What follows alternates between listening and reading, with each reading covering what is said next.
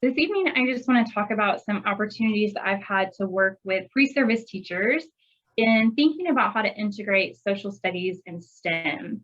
I think a lot of times when we talk about integration with social studies in an elementary setting, we naturally go to thinking about English language arts, and that definitely works together naturally a lot of times. But we really wanted students to be thinking about integration with other content areas as well. And so I know just kind of our context, we know that in elementary school, there is just this increased instructional time for English language arts and math.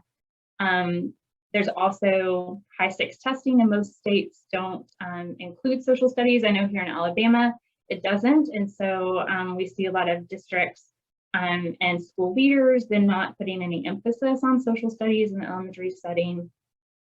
And then Hefner and Lambert have done some work and talked about how many teachers elementary teachers often feel like they don't have autonomy to make curricular choices about social studies, maybe to try to integrate it into English language arts or to kind of change the curriculum that their district has adopted.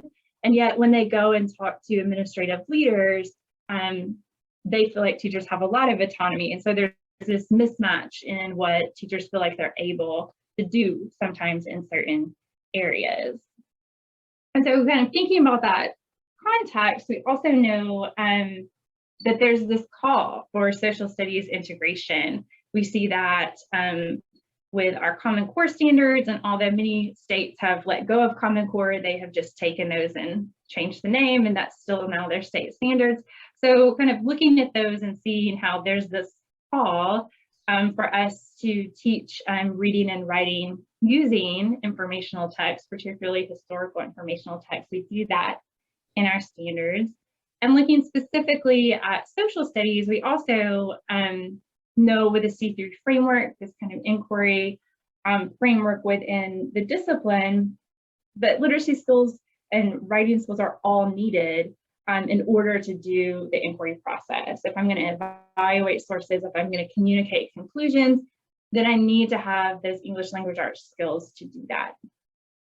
And then particularly with elementary school, NCSS has a position statement that they put out about what powerful social studies is in elementary school. And a key component of that is that it should be integrative. And that should be the way in which we're teaching social studies. And so just kind of setting the stage, I'm sure many of you are kind of nodding because you already are feeling that or experiencing that. But just to kind of think about that in our context. So when I have been working with pre-service teachers and talking about integration, I'm really thinking about how we define that obviously is important. And so I found Bennett and Hines framework for integration really helpful and easy for pre-service teachers and me just as a teacher educator to think about. And so if you look at the framework that they have on the left-hand side there, you see a fractured integration model, which is clearly not what we want to do, but they've defined that as just seeing social studies as this add-on, just something that you tack on to a lesson. Clearly, social studies content and disciplinary skills are not the focus. And so they give an example of, like in a kindergarten classroom, a teacher doing a read aloud, and the book is about penguins. And so they are talking about that in the read aloud. And then at the end of the read aloud, the teachers show a world map and points to Antarctica and says, penguins live in Antarctica, right? And so we've looked at a map and we've talked about a continent. And so it's kind of a check off if we've talked about social studies today, and seeing that as a really fractured way to do integration. And that we're wanting to avoid that, obviously.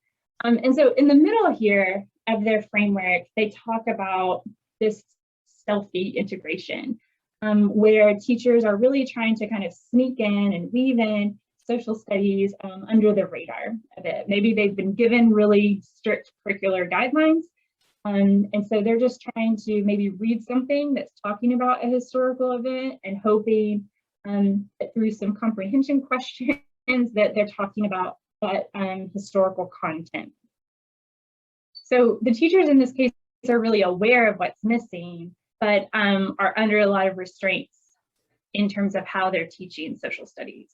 So in this case, even though some content may be present, the disciplinary skills are not. And so there's not any focus on, for instance, historical analysis skills happening. True disciplinary skills within social studies are not being taught within this framework. And then also, the students themselves are not aware that they're learning or talking about social studies at all when it's done in this stealthy way. So there's no connection to the discipline itself. And so then on this right-hand side is a healthy form of integration. There's a really in-depth investigation into social studies concepts and ideas that reading, language arts, and math are seen as or used as tools to access the content, to communicate about the content, to do social studies, but they are used as tools in more kind of authentic setting. And in this healthy integration, because it is integrated, and in real life, every discipline is integrated, right? That it's much more authentic for students and that there's real life application, what's going on. And so using this framework has been helpful to help us as teachers and the pre-service teachers that I work with really think about, okay, what would it look like for me to make a lesson that's truly a healthy integration of social studies and some other discipline. And so to give a little bit of context, I'm going to give several examples of healthy integration that has happened at Auburn with pre-service teachers, but it came within an integrated summer STEM camp. So we teach methods courses in the summer in our elementary program, and elementary schools are not happening in the summer, right? So we needed an alternative field placement, and faculty in the elementary program began a summer STEM camp. And so the examples I'm pulling from happened a couple of years ago, and the camp had 140 third through fifth graders at the camp, and they were split into 7 different classrooms. And because we're all teaching all of the methods courses, even though it was labeled as a STEM camp, we were really clear that we wanted it to be an integrated STEM camp, where reading, language arts, and social studies were also integrated into the science, technology, engineering, and math that we were looking at. And we had weekly themes. And so week 1 was robotics, the second week was structures, the third week was forces in motion. And so I'd like to talk through a few examples of ways in which the pre-service teachers really created a healthy integration with the STEM focus of the week. So this first example was of a walking debate. It was the week that we were focused on robotics, and the pre-service teachers really pulled in the NCSS theme of science, technology, and society, really thinking about those big questions of, is technology always a good thing, right? Like, is it always progress to have technology? How can we manage technology for the public good and benefit of the most people? And so they were thinking about these big ideas within the social studies, or trying to bring that into this unit about robotics. So within the week, the pre-service teachers had campers read different Newsella articles about robots that were in different work environments, from factories to restaurants. So I think there was one that was even at a school, and then pose the question, should robots be allowed to have jobs in the workplace? And as students were thinking about this, they knew that they were building up to a walking debate that they would have in class. And so to prepare for the debate, they were pulling from the Newsella articles, but also from their own life. Here where we are, close by, is a large Kia factory and also a Hyundai factory. And so some of their family members may be working in factories where robotics are part of the workplace. And so it can kind of bring in some of their own funds of knowledge from home. And so they set up a walking debate where one side of the room was no, one side of the room was yes. And as students shared, if someone on one side of the room made a compelling point that was pushing someone across, they could take a few steps closer in that direction, right? And so it wasn't a static place that they were kind of making their position, but they could kind of hear the arguments and move as they desired. So after the debate, students went back to their seats, took out their journals, and kind of wrote their final opinion with evidence from the articles and from the debate itself. It's really thinking about what's this role of technology in society today? How's that affecting possibly my workplace in the future? And how is it affecting where my parents or grandparents, aunts and uncles are working right now? That was one example. A second one was during the week of structures. And this was in a 5th grade class. Students were really focused on bridges in terms of the structures that week. And we're pulling in the theme of civic ideals and practice and thinking about civic engagement and thinking about kind of the common good within a community. And so the pre-service teachers gave this prompt to the 5th grade campers. And I'll just kind of read through it because sometimes it's hard just for you to read off the screen. So in the small town of Tigertown, Alabama, they have a problem. The Coosa River cuts right through the middle of the city limits and prevents easy access from the west side of town to the east side of town. The Coosa River is about 400 feet across. The town population is small, but with the addition of a bridge, they would experience a lot of tourism. The bridge creates a new path from Birmingham to Auburn that reduces the drive from 2 hours to 1 hour and 15 minutes. As a result, the bridge is expected to see a lot of traffic. It will need to be durable and long-lasting. You'll need to use your knowledge to write a bridge proposal to the mayor of Tigertown. Your proposal will include whether your bridge will be an arch, suspension, or beam bridge. You should also state whether or not it should be a toll bridge, and if so, how much should the toll be? Should the toll be different for town citizens and tourists?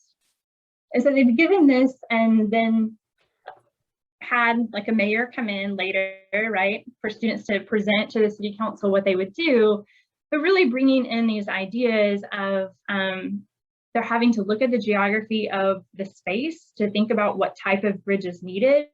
So students actually also, pre-service teachers went out to the Coosa River and did some filming of the area so that they were kind of thinking about the soil there and kind of the geography of the space. But also, sorry, I just thought a thing about how much time was left. Also, they were thinking about, okay, how is this going to affect the townspeople? It could bring in more revenue. It could make access in town a lot easier, but we've got to pay for it. So how is that going to be a burden to the town, and how is it going to provide for the town? And so really kind of wrestling through those civic ideals that communities are thinking about when they think about infrastructure decisions all the time. And then the final example I'll give is an assembly line simulation the students did with 3rd graders. And they pulled in the theme of time, continuity, and change in science, technology, and society. And so this was a week looking at forces in motion. Within this class, they were focused on cars. And so students, the pre-service teachers were wanting to think about, okay, I'm going to integrate social studies first by thinking about the change of cars over time. And then they went to the assembly line and began thinking about technology, and specifically in terms of aspects of productivity and human creativity. So during the week, students focused on kind of the building of cars. They did a read aloud that talked about Henry Ford. They then compared primary source photographs of assembly lines in some of Ford's factories with assembly lines today. And we're making comparisons of what the similarities were and differences were in those assembly lines. This also kind of brought in the conversations about robotics that they had and robotics in assembly lines today. And then they did an assembly line simulation where they built a car as an assembly line in class, and they did some testing with forces in motion with it, but they had a debrief discussion about what were the benefits and drawbacks to having the assembly line. And they really talked about, okay, well, it was quicker for us to do the assembly line. Everybody knew what they were supposed to do. but then some people really didn't like their job and it got really boring. They had to make enough cars for everybody in the class. And so it really helped them to think about this technology and the productivity of an assembly line and how that made things faster and made more cars available, but then how that really dampened human creativity and how that was stifling for some of them. And so really wrestling with those kinds of questions with this technology in society. And so I really was encouraged by the ways in which they were thinking about integration in kind of this healthy framework of that. But I also wanted to think about moving forward, how can I also bring in more of this critical aspect and lens into our conversations about integrating social studies into STEM. And so this year we're having a virtual STEM camp next month.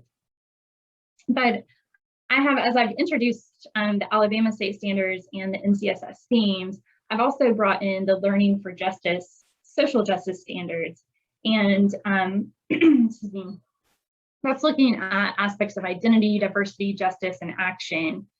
And so as we have been preparing for STEM camp, faculty had professional development with the pre-service teachers and modeled an integrated STEM unit about dams. And so into this model, I incorporated a current issue that has happened in California of raising the height of the Shasta Dam that is near Sacramento. And then part of the research in that that students looked at were speeches and articles by women and Wintu tribe men and women about their opposition to the raising of the dam, how the dam itself has already harmed them, their community, and the land that has been taken from them, but also how it would continue to harm the environment that they are living on now and trying to fish within the water there, particularly looking at the salmon population. And so pre-service teachers came back to this model lesson with the social justice standards to think about how those were aligned to this, along with social studies standards that were drawn into this portion of the integrated STEM unit.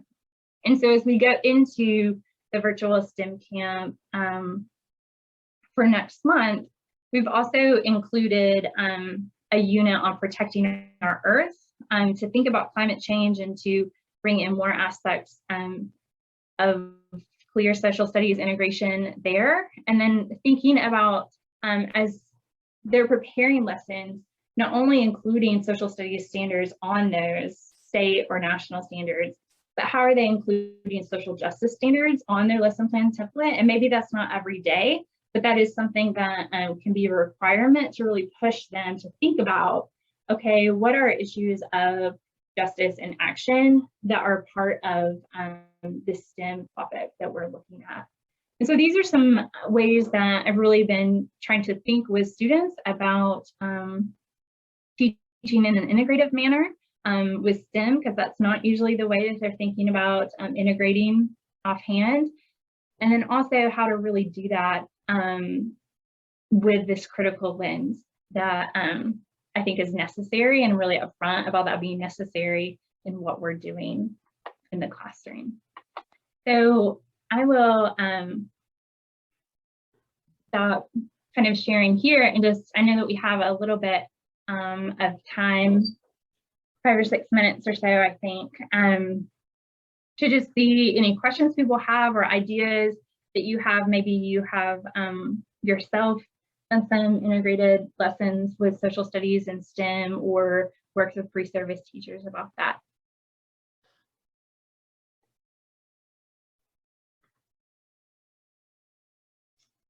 Sarah, have you used the that visual early on about integration with healthy, stealthy, and the third one that I forgot? Have you used that with your students, or do you how do you do that? It just seems like such an easy thing for them to grasp, is what I noticed. Yeah, when I first did STEM camp, I didn't. And then the next year that we had STEM camp, I did bring it in. actually brought the book in. It's an NCSS publication, kind of a case studies about integrating. I see it on my shelf. I may go pick it up so I can show y'all. But integrating social studies with other content areas in elementary school. And so in there's a very clear chapter. It gets a little theoretical at times about what integration means. But then they have like a great table with examples. And so we will look at that and then kind of look at some of their case studies that are in the book to really be thinking about what this means, and also think about placements that they've had before in traditional field placements in schools, to think about examples of when they have seen those different types of integration. Nice. We have a couple questions in the chat or comments. Do you want to read them or do you want me to? Sure, you can go for it. Okay, so Dan says, hi, Dan. Dan says, the car industry also offers a great example of anti-competitive practices that destroyed public transportation, walkable cities, and the environment. Then highways were used to destroy Black and brown communities under urban renewal. And this is great stuff, Sarah. And I will underline, I live in Indianapolis and we have entire Black neighborhoods, historically, very healthy Black neighborhoods that have just been decimated by our major interstate system. And the same thing happened in St. Paul, Minnesota, where I live too, all over the country. Awesome connection there. And Bianca says, something I've done, including a field trip, access to clean water is a global issue, and natural water filtration, man-made water treatment, distribution inequalities. Another good STEM connection. Oh my gosh, they're coming in quick, y'all. Yeah. So anybody that's putting these in, because these are really great ideas, if you want to unmute and share a little bit more. Yeah. I don't want to put anybody on the spot. Bianca, I'm kind of curious a little bit more about some of the things you've talked about with the natural water filtration. Sorry, I don't have my camera on because I'm not in the presentable mode out in the windy Iowa sun here. But what I was doing was I lived in an area where there was a natural catchment area for the drinking water system. So we would go visit and talk to the city waterworks and how they get the drinking water and what kind of layers of rock there are. So they had they actually had a site where they had cut into the layers, and you could see behind glass, you could see the layers and talk about like how does that naturally filter the water. And we could also go visit a water treatment plant. So what happens with our wastewater? How do we make that clean again? And does it become drinking water? Does it not? And how do we do that? And is it even important to do that here in this part of the world where we have enough rainfall? What about elsewhere? And you know what, with older students, I've also built in some of the conflicts around water, like including something like the Golan Heights, which is a touchy subject at the best of times because it's Israel and Syria fighting over water. It's like, hey, you know what?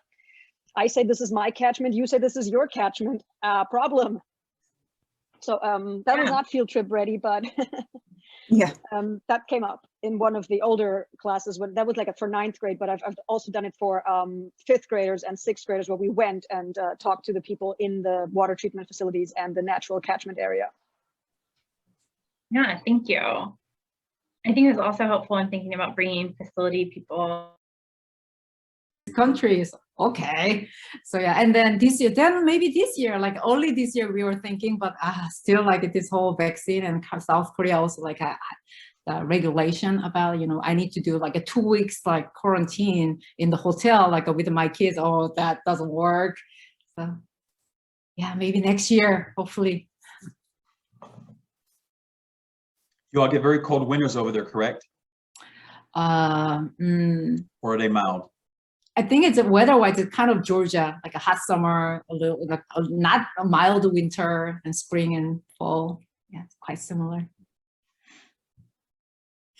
Well, thank you all. I feel like 25 minutes goes really fast when we are sharing out, but thank you, Dr. Ahn, in your breakout room. I'll check that out, the recording of that.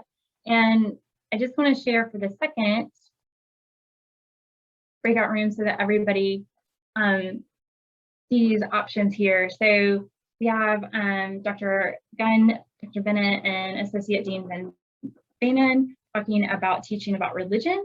And then in Breakout Room B, Dr. Marie Everett talking about news groups and current events, both with elementary students and kind of thinking about how to talk about these topics in integrative and critical ways in the classroom. So in just a moment, I think Laura will put back up the opportunity to make a choice about which breakout room again, and then we will go in for our final session.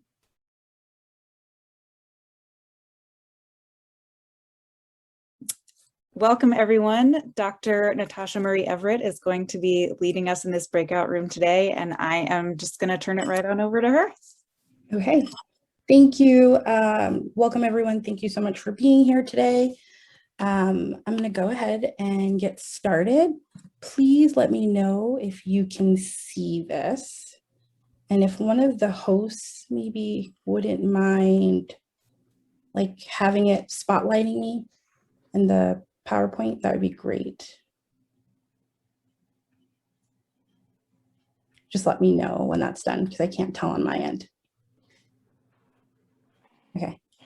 You're on mute, but I'm thinking you're saying I'm good to go and that you can see my screen. Okay. All right. So I'm going to go ahead and get started. Today, I'm going to talk about an article that I wrote in SSYL as well.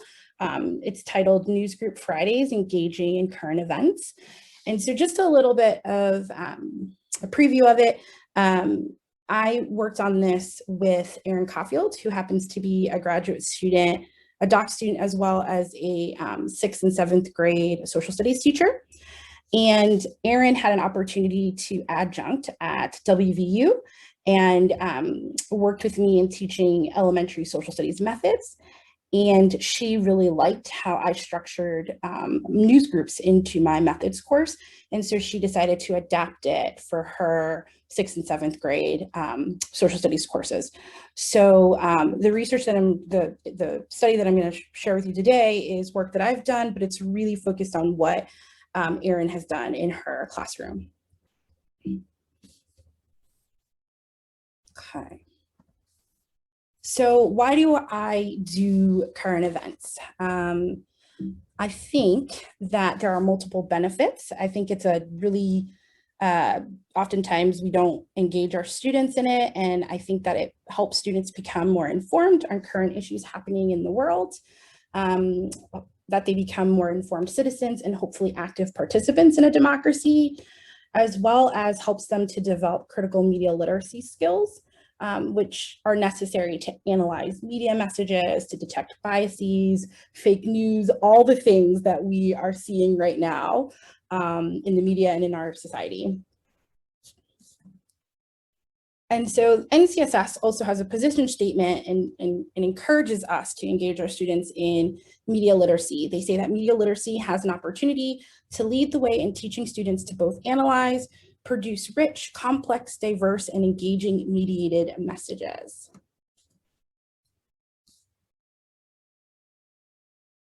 So what are news groups? So news groups are current event groups that meet weekly in my elementary methods course on a controversial current issue. So I've had my students do news groups on the teacher strike, police brutality, immigration, the election, local issues, the opioid crisis. And students are then tasked to find media sources from 2 different perspectives on that topic. They're to consider the intended audience of the media message, why the message was written, and then they're also tasked with how does this information that I am consuming, how might it impact me? How might it impact others? And then the goal is for them to then talk about what they have found in their news groups, and then they do a final group project at the end of the semester. So my goals for this was with pre-service teachers is to have them read and engage in current media. So many of them walked into my class and said, oh, I don't do this work. I ignore the news on my cell phone. I wanted to help them cultivate their skills in determining the accuracy of what they find and what they read. I wanted to help guide them to recognize the biases that are inherent in the media, as well as develop a comfort level discussing controversial topics with their peers. as well as to consider ways they might be able to engage their future elementary students in current events. So Erin also had goals, and she had three specific goals for her 6th grade students. She really wanted to foster a sense of engagement with what was happening around the world. She wanted to help her students improve their writing skills. So she was really interested in having her students clearly express and articulate how they felt about a current issue or about an issue and why they felt that way. And then lastly, she wanted to help her students grow in their civic skills. So being able to discuss respectfully, if at all possible, differing points of view. She had a really diverse classroom, and she wanted that to be something that the students could like have dialogue and conversation even if they didn't agree.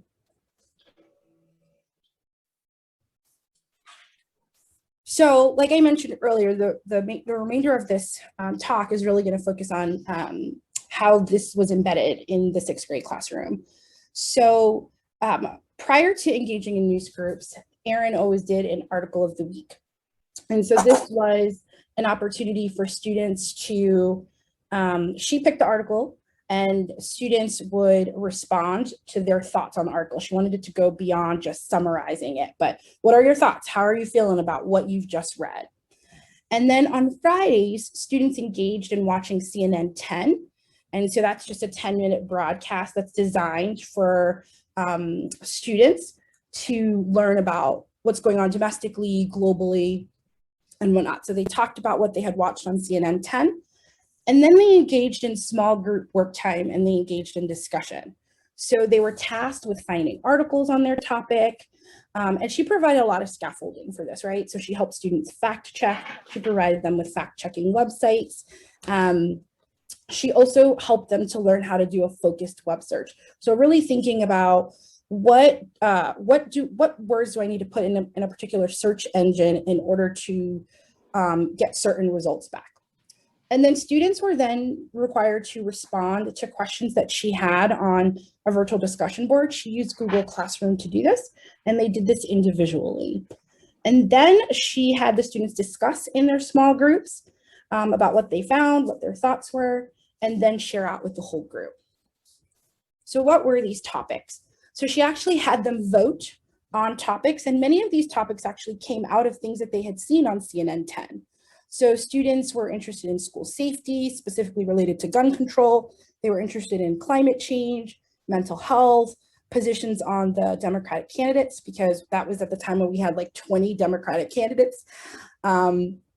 Animal rights, local state issues, and then the benefits of shopping at Amazon versus other retailers. And so the ones that are starred, these first 4 are the ones that won.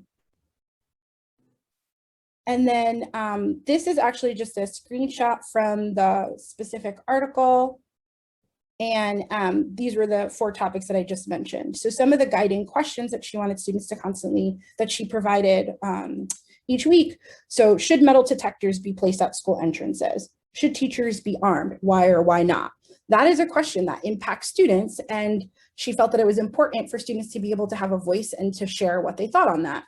Should schools have armed police officers on school grounds? Why or why not? And then as you can see, the same for climate change, positions, and mental health. And so as I mentioned, the students worked in small groups. This is actually a picture of the students doing work on their Chromebooks. And so students, like I said, would read, research, and then discuss their guiding questions. They wrote their responses on the virtual discussion board on Google to document their thoughts. And then, just working in these small groups really gave the students the confidence to then be able to share out in a whole group setting.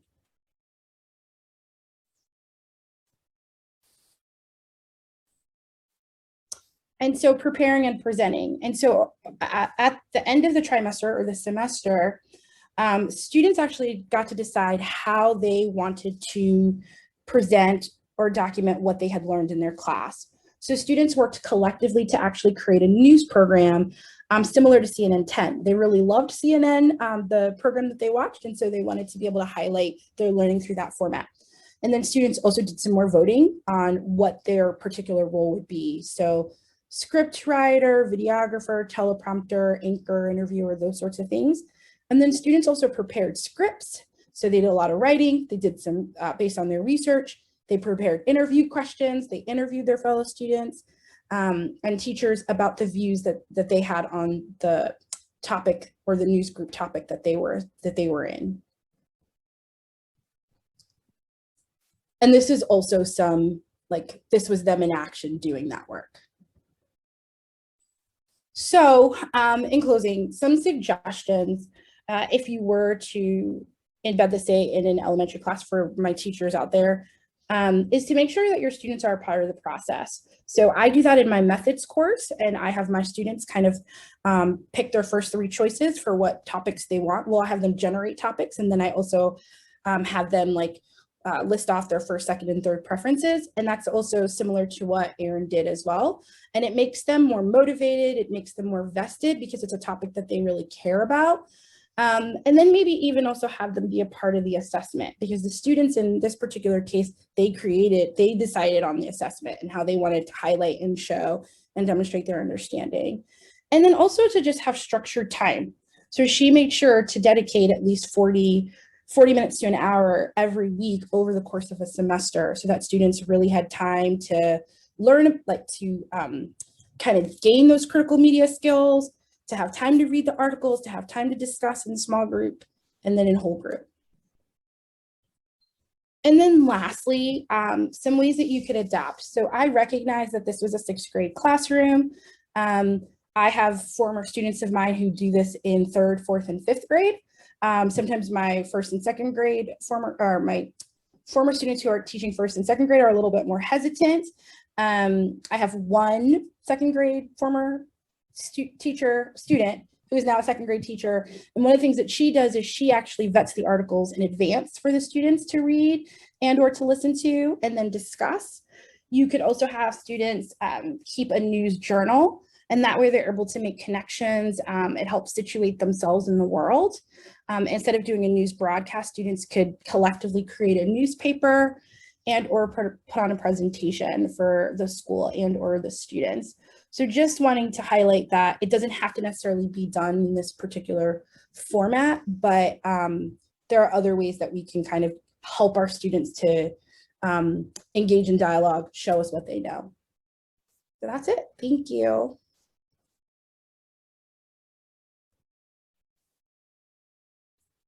Thank you so much.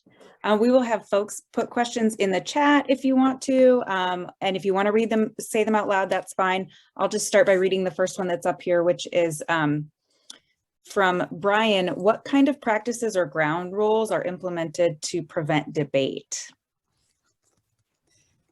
Yeah, that's a really great question. And so Erin, so I guess my question would be, are we talking about with my method students, or are we talking about in the 6th grade classroom? I teach a methods course, so I'm more interested in that. And by debate, of course, I mean hitting each other over the head with the positions rather than dialogue. Yeah, I think the students really focus on the topics. I mean, my students know from the get-go that the purpose of doing this work is to gain understanding and to learn other people's points of views. And so it's an exercise, a tool. And so I've honestly personally never had any students go at it in doing it this way. And I think that's why I continue to do it every year. I have legitimately not had students argue or fight. I see them actually talk about why they feel the way that they do, or if they talk about immigration, they're talking about the article, but they're using their maybe lived experiences. So my mother is an immigrant, and that's why this issue matters to me. So it really does give them an opportunity, I think, to not be on the defense, but being willing to kind of understand. So I guess I set that tone from the start of my methods course, not just with this assignment. And we do lots of different types of debates. And I also do have a conversation about the difference between a debate and the difference between a debate and a dialogue. And so I think just kind of going into it with that mindset, they know. I've honestly never had an issue. Thank you. How often do you do this in your methods course throughout the semester? And do you have them lead as teachers or serve as the students each time? I have done this every single semester since I was a graduate student. It does take a lot of time. My method courses have always been 3 hours long. And so if there are 15, but it meets once a week. And if it's 14 or 15 weeks, they present around week 12 and I start it right away. So they have met for at least 8 to 9 times throughout the semester. And I give them roughly 15 to 20 minutes each class time or each class session. And so they have come to class with articles. We have our classroom platform so they can upload it in advance if they want. And so that their group members can go back to it. And then they kind of give a brief synopsis of what they have read. And then they discuss. And then on the weeks that we don't meet in news groups, the following week, I end up giving them more time. So if we don't meet week 6, then week 7, they'll probably have close to 30 minutes. So I acknowledge that this is an investment of time, but it's something that I find important.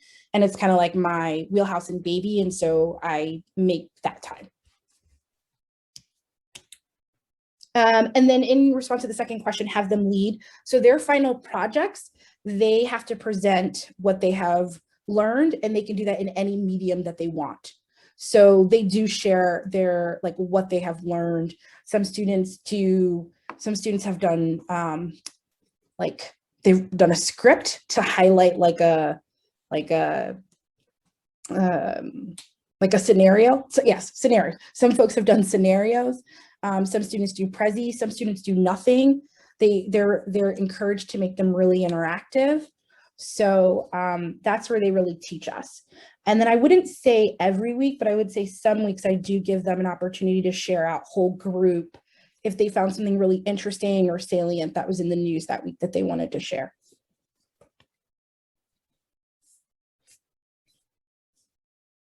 I'm curious how Erin, the 6th grade teacher, or some of the other 4th, 5th grade teachers that you have previously taught, how they have discussed at all negotiating time to do this in their classroom, or negotiating any challenges that they get maybe from grade level partners or from families who maybe don't understand the project at first. Have any of them talked about that and how they've navigated that? A couple. So one student did it all via Zoom or Google Classroom, Google Meets, virtually this past year. And she started off with really like kind of easy topics. You know, she said, I just threw them a bone and I let them, you know, if you want to do it on sports, we'll start there, you know, and I think one of the groups was sports. I haven't had any students that have given any pushback, or former students that have had parents that have given them pushback. In terms of negotiating time, a lot of them have embedded it in writing. And then, you know, the 30 minutes a couple of times a week that you get for social studies. So, you know, they recognize the challenges too and the constraints, and sometimes you know, you don't get to it every week and you just, you know, semi accept that.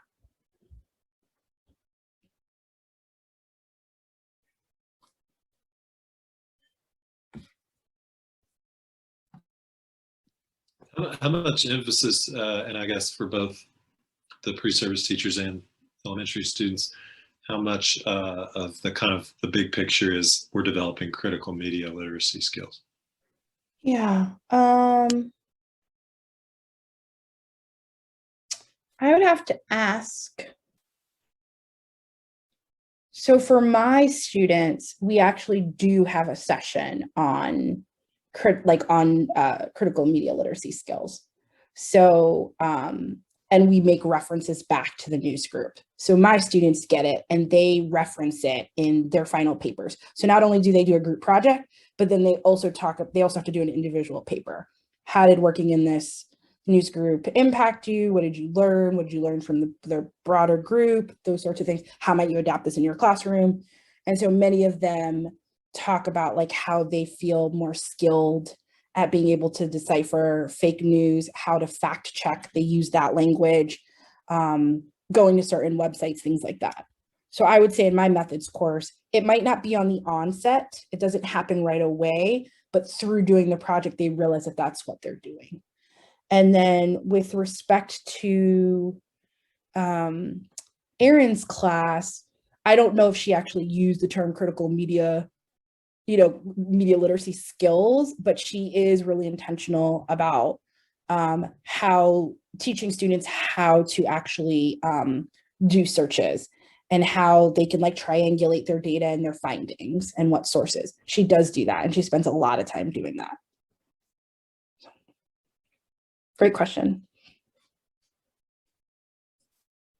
I was going to ask about sources too, because one of the things I do with my methods students at the very beginning in an introductory survey is I ask them, among other things, where they get their news. And almost all of them get their Twitter, news from social media, right? They get it for, like, I didn't even know Snapchat had news, but apparently it does, and that's where they get it. Either. And I was really surprised the first time. I mean, I figured virtually no one would put newspaper, it's an option, but like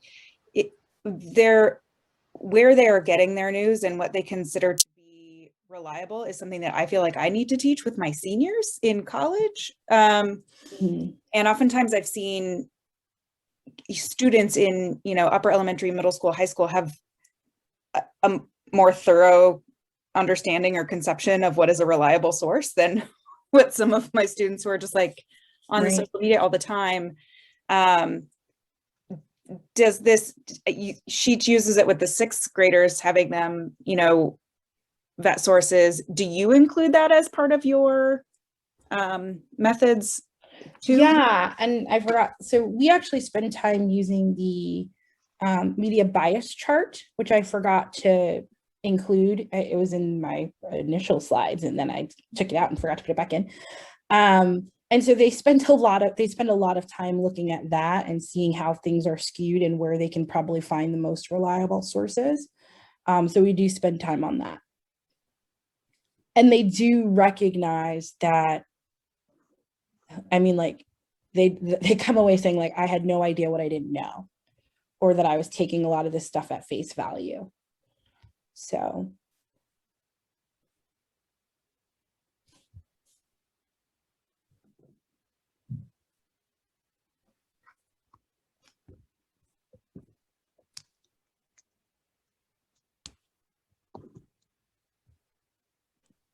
Yeah, this is great. I just see it as one of the, I picked up this book by Megan Bowler, y'all, and it's like dystopia, effective politics of digital media. But like what you're talking about is like the hope of like, right, like let's do something about this problem. But they've got maybe a chapter or something. If you look up Megan Bowler and Elizabeth Davis, maybe a chapter that kind of condenses the book. And I would highly recommend it if you're really concerned about critical media literacy, as I'm sure we all are, but one of the many problems, right? Right. I think that Sarah just asked a question in the chat about what are some websites. So we have students look at factcheck.org, politifact.com, Truthometer. Something else that we tell them to do is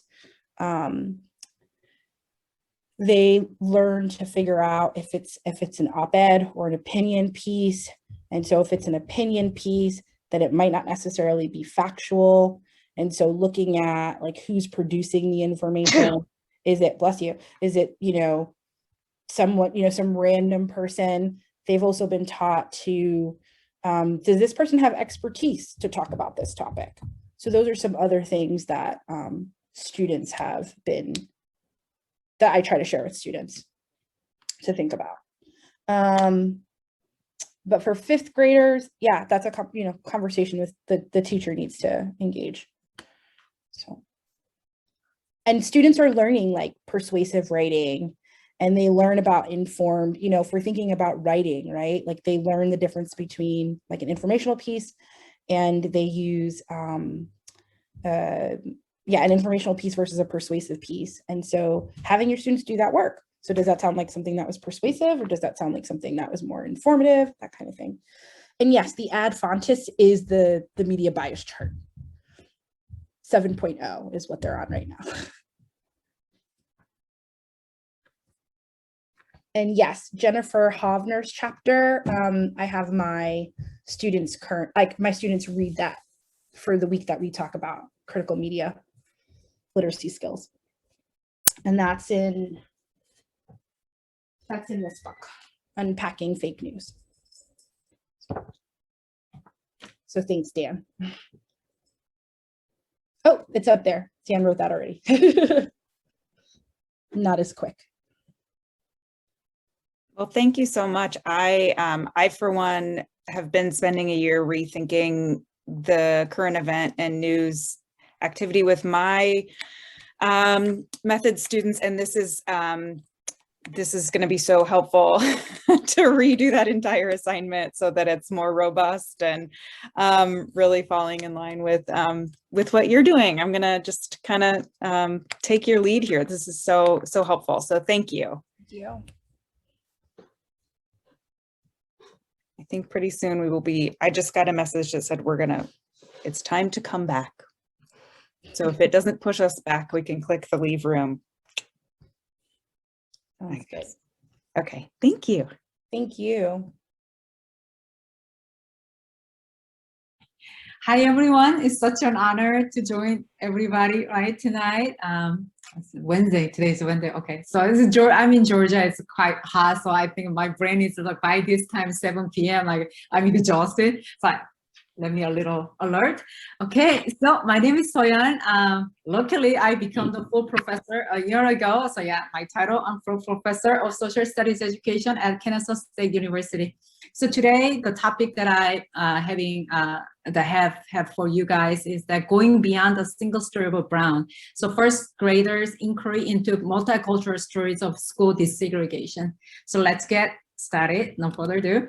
So why school segregation first? Because, you know, when you think about school segregation, it's so like relevant for the children, right? It's about school, it's about the children, and it's also about the idea that it's not fair, right? The elementary students, even kindergarten kids, right? They know that the fair or unfairness. So that it's a great inroad for the young children to explore the issues of racism. And also school segregation, it's frequently taught in elementary, usually if it's in Georgia, Brown case being taught in the 5th grade standard, and also Ruby Bridge and the Thurgood Marshall. So there's many room for we talking about the school segregation. But the problem with like the way that we teach elementary students about this whole like in a big idea or the historical issue with the school segregation is that oftentimes we teach Brown as the single case of school segregation, and also our approach is like iconic and celebratory teaching of Brown. The problem with the Brown as the single case is that it hides more than 100 years of pre-Brown cases, right? The court cases involving children, family, and community, and also it hides Asian, Latino, and indigenous people's struggle and fight against the school segregation and educational injustice. So this is a little like how can I say, visualization of that, you know, the problem with the domino approach. So this, the chart, the table, it shows, right, the school segregation court case starting from the 1849 until like, you know, before even 1900. So there's a many court case after another. The people of color went to the court to challenge this, you know, the school, how can I say, injustice, school segregation. And also if you see the map, it's not, so it can debunk that like school segregation is not only about the South, it's about like a northeast or the West Coast. Another problem with the iconic or celebrated teaching of Brown is that it denied the school resegregation, and then also current like education inequity, and also it denies the controversy around the legacy of the Brown, and also it promotes forced view of school the Supreme Court. So then what critical race theory, right, recommend for us when we teaching about the school segregation, go beyond the single story, go beyond the white versus black racial binary, also go beyond the mere celebration by bringing in the common narratives. So what I'm doing with the elementary social studies method course with my students is that first, like I have them like a pre-assessment, right? When you're thinking about school segregation, what comes to your mind? So draw a concept map. So oftentimes my students, my students are pretty much pre-service elementary school teachers across Georgia. So school segregation, they thinking about there's a white school, there's a black school because they're separate, separate but equal. But then Brown case finally said it's a separate but equal is BS. So then you also Thurgood Marshall is one of the like a key historical figure. Then I can challenge our students, right? Like where do you see, then what about other kids? What about Asian kids or the indigenous kids or Latinx kids fit into this concept map? Why don't we hear like a non-black racial minority in the concept map? So then I go through a brief overview of the history of the indigenous, Asian, Mexican, African American education, and I'm bringing the three like our special heroes, the child heroes. So here's a Mamie Tape. So Mamie Tape, she was like a Chinese American girl born in United States. So she was a US born citizen and about like 1880s. So during this time, she was growing up there. But then during that time in California, there was just school for the black, school for the white, but there's no school for the Asian American children. So then it's about Mamie is about time to start the kindergarten. So their parents brought Mamie to the local white school. Of course, right? The principal said, Mamie, you don't belong to my school. You're Chinese. You cannot come to my school. But then there's no school for the Chinese American or the Asian American kids. And they know that there's a white school, there's a black school. They know which one is a good school. Like, you know, separate is never equal. So then their family sued the school district. So that is Tape versus a Hurley 1885 case. It went all the way to the California Supreme Court. So then again, if we bring this story, right, already we break the idea that white versus black or racial binary when it comes to school segregation, but also the court case like 1880, and also it's not in the South, it's the West Coast. Another court case students also learn about is Alice Piper. She is Native American girl growing up in California around the 1920. And after the Indian boarding school, right? Indian boarding school only offer already it's educational injustice, but also like the education they offer like a basic education. Alice Piper wanted to continue middle school, high school, and she wanted to go to college. So then she went to local high school to continue her education. Of course, the principal said, Alice, you cannot come to my school. You are Indian. So then Alice Piper, she sued the Big Pine School District. So this is a court case in 1924, all the way to the, again, California Supreme Court, and Alice Piper won. Many of us in this room, we know that, right? Silvia Mendes, she can bring the story about Mexican American children, their struggle and fight against the school segregation. So this court case, Mendes versus Westminster, it's about 1940, right? The school injustice when it comes to Mexican American children in California. So then students learn about these court cases divided into 3 groups, and each group in charge of one court cases. So they go deeper with the court decision on state education laws, photos, and newspaper article. And they also do the like a role play. I already created like the script for the students can act out in front of the class. Although it's not a bad role play, right? The injustice and oppression kind of. It's more about the students and how they think about how the family thinking of coming up with the like court. Let's go to the court kind of thing. So that after this, we discuss about, after they're doing the role playing from the class and presenting their cases, and then we kind of draw the similarity and difference across these cases, right? And how's it similar, how's it different, how the white supremacy shaped the different groups of people, different groups of color in their lives and educational experience. And then, so then like after this, right, then I let students to go revisit their previous, like the concept map and add or revise their original concept map. And then we also discuss, because the cases that we learn is pre-Brown cases, right? It doesn't address after Brown, the court cases or after Brown educational struggle. So why are schools still segregated? Did Brown end the school segregation? What education injustice do we still have today? What other story to be told? So with that is more about the elementary, the social, the method course, but what about into the elementary classroom? So I can see that there's a great way for the elementary Georgia, the school teachers can bring in, because Georgia first grade standards, it's all about American history. So these are the American heroes that defined by the state of Georgia. Ben Franklin, students start studying in the first grade, learning about Ben Franklin, move on to Thomas Jefferson, Lewis and Clark Sacagawea, Theodore Roosevelt, George Washington Carver, and Ruby Bridge. Again, as you see, is American heroes are great white men, and Sacagawea just comes in because of Lewis and Clark, and then we include George Washington Carver and Ruby Bridge because they're our local hero in the state of Georgia. So that we choose the Ruby Bridge as a great entry point to bring these counter narratives, right? Unsung the children, unsung girls of school segregation saga. So students first learn about the Ruby Bridge, and then they also, now that they move on to, Alice Piper, Mamie Tape, and Silvia Mendes, do what we call like open up the history. The first grade level, like, it's not like a full scale of inquiry lesson with the high school or the middle school kids. It's about first grade, so about a short, like a bio about each children with some photos, so that we bring in children's book too.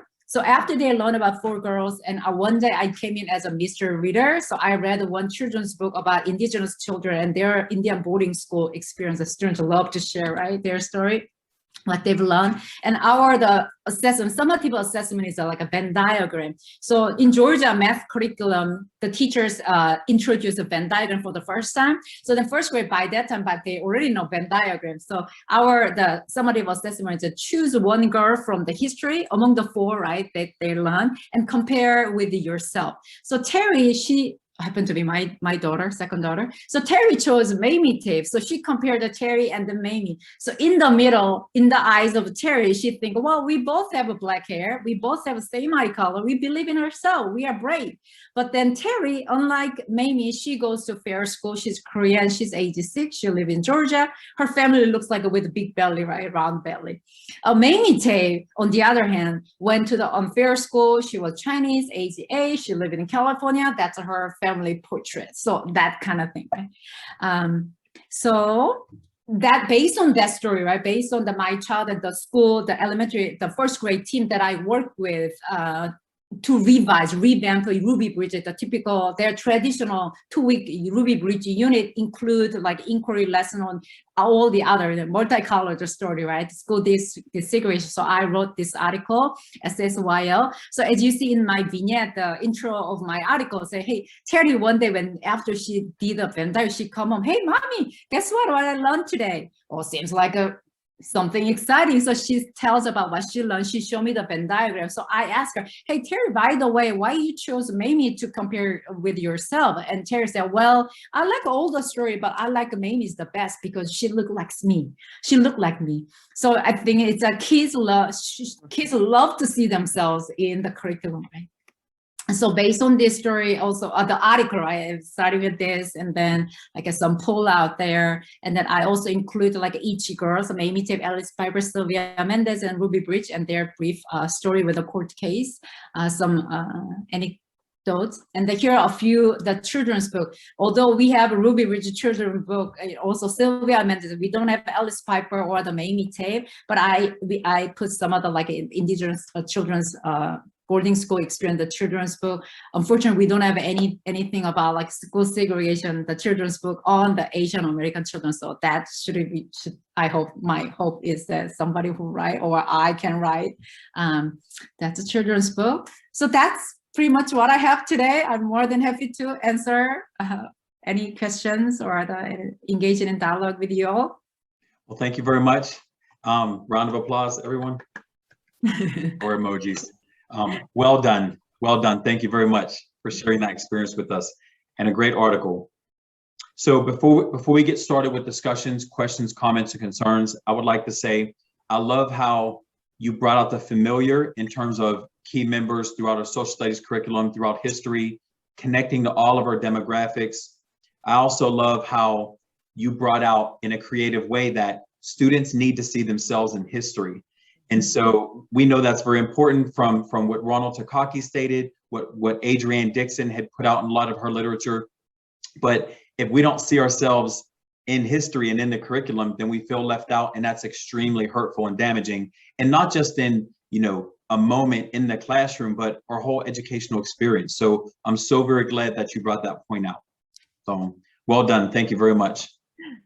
Oh, one more thing. I also love how you crosswalked social studies education with multicultural education culturally relevant pedagogy and teaching, history, everything. You just lumped it all in there, but you did it in the way that made it accessible for teachers, graduate students, and even us as professors. So well done. Thank you for sharing that. Does anyone else have any questions, comments, or concerns? Emma? Oh, you're just giving a shout out?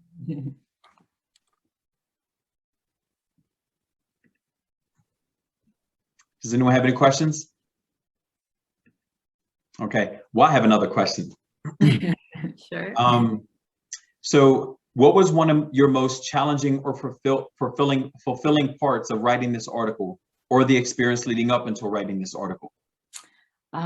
Yeah, so as I said, this was like, I didn't think it about even like, so this is so organic. It's not like I had a goal to write about this article, go into this work kind of thing. It's just like organically, it just happened to me. Let me quick, because my computer says I need to update. Let me quick close up. Okay. Oh, wait. Okay. All right. So everybody can hear me, okay, right? So it was like, so my girl, Terry, she was a first grade during that time, and then I'm working with my school district. So I was providing the professional development for first grade, and the district said, do you want to, which one like you want to do? So can I do the Ruby Bridge? Because I know that my child soon is she's gonna learning about the Ruby Bridge. So then I like come up with this whole thing, because I've been teaching this with my pre-service teachers. So that I provide the PD for the school district level. Guess what? Like my child teacher, she was sitting in the whole crowd, right? Like, kind of awkward, right? I'm the mother of Terry who barely come to school to support. Like I'm just busy single mother, right? So that it's kind of awkward, but afterwards, like Terry's teacher, Miss King, came, hey, Terry's mom, this is great. Like, can you come to our class? Because it happened to be my child teacher. She's in charge of like a first grade social studies. She's a social person. So then can you come over? Can we kind of revise our Ruby Bridge unit? Because they spend about 2 weeks on Ruby Bridge, right? They do so many things, but like kind of always the same thing. And she really loved to incorporate these counter narratives. So then that's how it all worked out. So I work with five the first grade teachers in the East Side Elementary, and we like revamped the unit. And so that's how this whole thing began. So I really wanted to write this article as a collective. But then teachers all busy, right? Like, yeah, we can give you some, like, we can give you all the freedom, permission, you can write about our story kind of thing. But we are busy and, I don't have a time, or I cannot write an academic article. So that was a little kind of, for me, a little sad part of it. Like I wanted to more like a teacher voices to be centered, but for me that article is more about me as a mother scholar telling about how the story went, and it hears all the historical background kind of thing. So that is a little for me the behind the story. Well, you definitely took on that challenge, and you definitely shared your experience in a creative way, and that's part of the work that we do, sharing experiences, informing others as graduate students, as professors. So job well done, thank you. And shout out to mentioning counter stories, very, very important in history as well, in social studies. Amazing. Well done. I can also share if you don't have answers. So then I did the first grade, right, with the team, and happened to be, I have 2 daughters actually.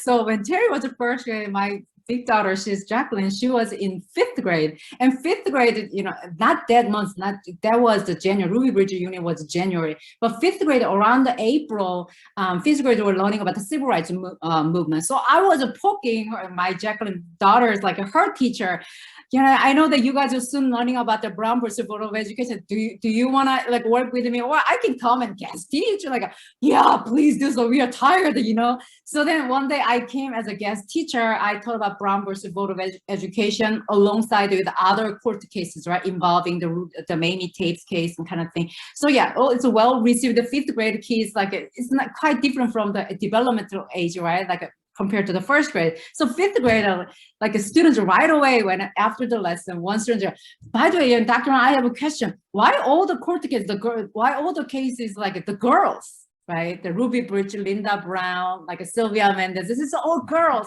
So then, wow, that's a good question, right? Like I didn't thinking they were asking.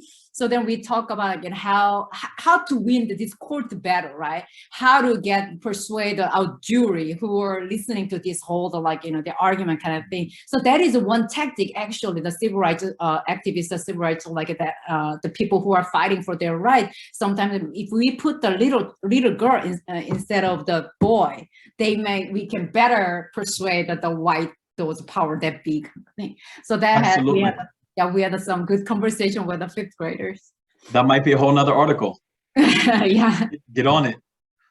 All right, so I can't see people's hands up, but does anyone want to say anything, ask a question? Go ahead. Good to see you, by the way. I have a comment, and Anne-Marie has a question, but I just want to say I'm really glad to see someone talking about boarding schools. I do a lot. I teach a integrated literacy social studies course for pre-service teachers, and because I taught on the reservation, I talk about that a lot. And so I have that book, I Am Not a Number. So I'm glad to hear that. So Anne-Marie. I really found it interesting on your slide how you looked at the standards and who were celebrating and who were not celebrating, and thinking about that conversation. I thought I'd be really interested into looking at different state standards and kind of doing a comparison, maybe in primary or intermediate or whatever, and seeing who were not celebrating. Have you looked at any? I know you're situated in Kennesaw, correct? Right. Have you looked at any of the other standards and saw what what they're doing and who they're celebrating? Of course. Actually, I'm a curriculum scholar before even teacher educator. So, because I'm also coming from the Asian American critical race theory lens. So using Asian create one of my article, also big part of my scholarship is around the curriculum. So whether or not Asian American history being taught, including the state level standards. So my research, I can talk about at least the Asian American heroes, right? Basically almost nothing. When it comes to Georgia elementary curriculum, 0 Asian American historical figures in elementary curriculum. And there's two topics that show up in Georgia standard when it comes to Asian American history in the study of United States history, like Japanese incarceration and early Chinese exclusion act, that's all. And when my research, right, when I look at the whole, across the state, Asian American history is barely nothing. So that's why we see the Atlanta mass shooting. That's why we see the upsurge of anti-Asian violence in the midst of pandemic, because students don't learn about it, Asian American history. So then people thinking Asians are like a new immigrants, right? They are forever foreigner, new immigrants. So whenever they become the threat to our nation's health, then we can kick them out. So that's really troubling. And also that is my study, but then also when I need to read the other, our marginalized group, barely our state standard, we don't really teach about people of color, a sanitized token, right? Like a Martin Luther King, Rosa Parks, and Sojourner Truth, Cesar Chavez, only here and there, just and also we sanitize, we glorify them. We don't really teach the truth about our MLK. Only he was a nonviolent activist. So we don't talk about his radical idea, right? The militarism, anti-capitalism. We don't talk about that part. So it's there's so much to be done. And then again, the state level, a standard, it's so hard to change because it's a culture war. It's an ideological political fight, right? It takes forever. And again, they were talking about a critical race theory, let's ban them kind of thing. So structural official curriculum is so hard to change. Then I think as a teacher educator, how can we help our teachers, pre-service, in-service teachers, unpack the standard and bring in counter narrative while we are teaching whatever the standard that we are required to teach. So how to unpack them, how to go while addressing it, but how can we also bring in the critical so that students learn about whatever our great white men through the critical lens. Great, thank you. Thank you. And is that Susan and Anne-Marie? It is. Yes. Sorry, I didn't see you all. I can only see so many images at a time, and I was like, I know somebody has a question. I try to scoot through the images. Sorry about that, you all. Good to see you. Good questions. Would anyone else like to participate? I think we have 3 more minutes left. 3 or 4 more minutes left. If so, feel free to just jump right ahead. If not, I want to also say one thing. Thank you so much for talking about, Indian boarding school. I think, it's students love to hear about this whole, difficult history. I think it's about the teacher. teachers feel like uncomfortable and like a feeling like hard and then divided when it comes to difficult history, but it's students are ready. Elementary students, they are not young. They love to talk about, this like, the hard history, typical knowledge. It's about, I think, adults kind of tiptoeing around. So yeah, I want to push our teachers like, let's do this. Students are waiting for you. It's so funny you say that, because sometimes when I do work in social justice, people say the same thing. They're too young, they're too young. I think we're the only ones nervous to approach the students about those topics. So we just kind of need to, be a little more creative in how we approach them, but yeah, children are fine. So, well, thank you very much. Another round of applause. Thank you. Thank you for coming. I'm going to pull us out of this breakout session, and I think our next session will be in session 2, and we'll be able to choose A or B as well. Okay. Great job. Thank you for sharing. Thank you.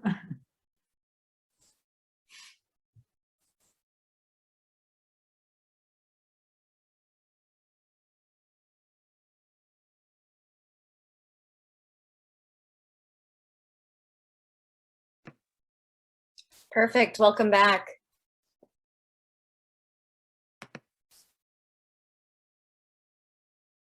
Thank you so much, Dr. An. Thank you. It's very enjoyable. It was a lot of fun.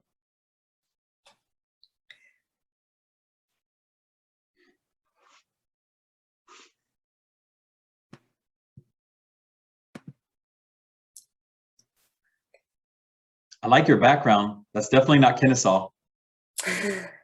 Definitely, it's a Seoul, Korea. I want to be there.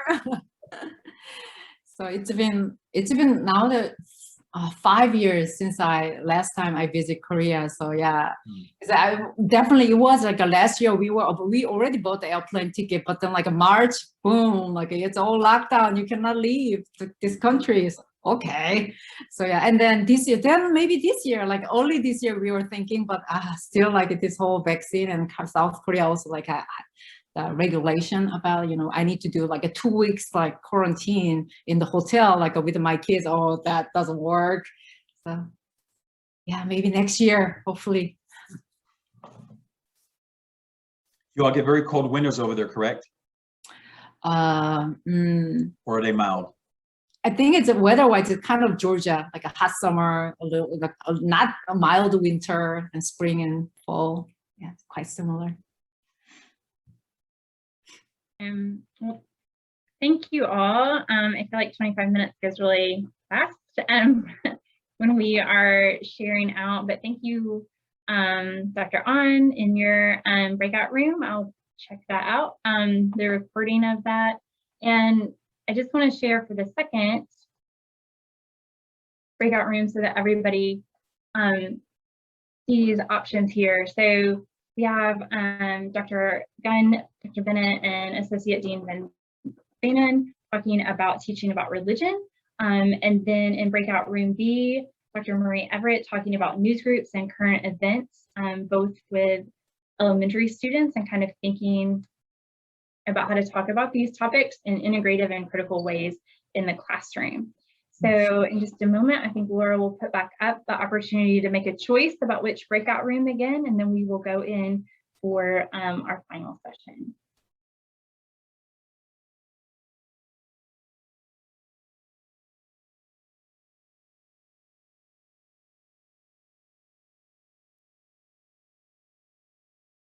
We're going to each introduce ourselves, but I'm Susan Bennett. I'm at the University of South Florida. My field is actually literacy, but I also teach an undergraduate course where I integrate literacy and social studies, and hence that's where that came from. So, my name is Anne-Marie Gunn, and I'm an associate professor at USF, Go Bulls. And my areas of expertise is literacy in service and pre-service teacher education, community engagement, and I focus a lot on multicultural children's literature and the integration of that into different content areas.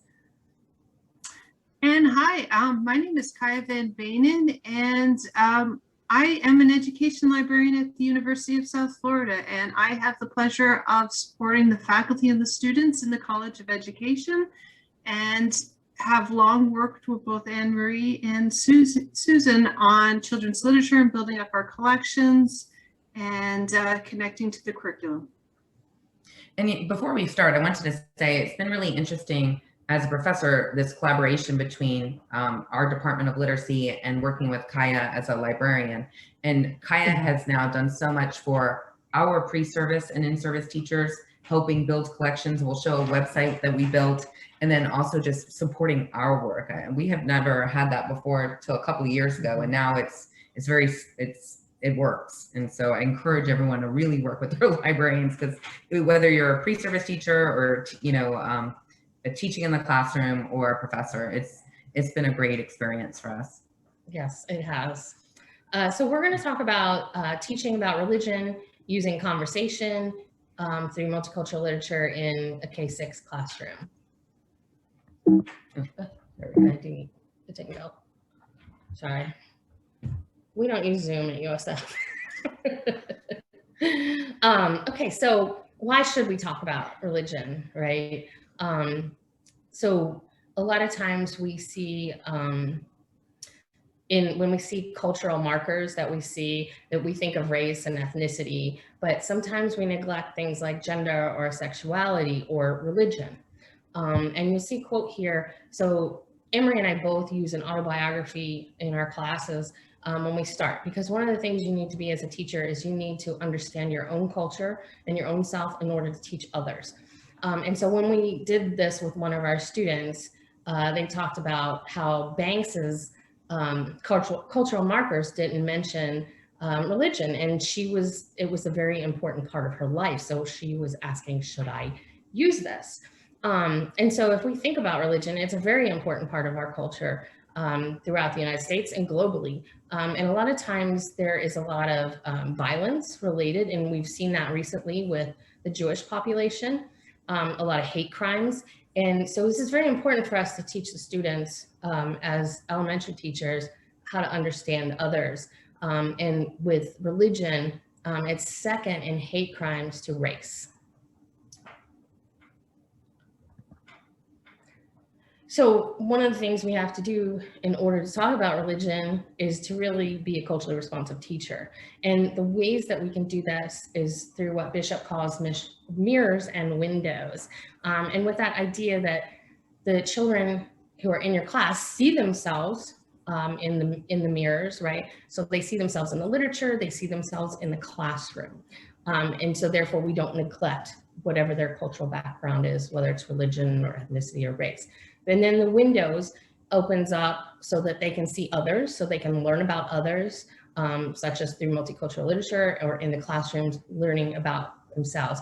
And that fits into the whole social studies standards of really preparing our children to become global citizens.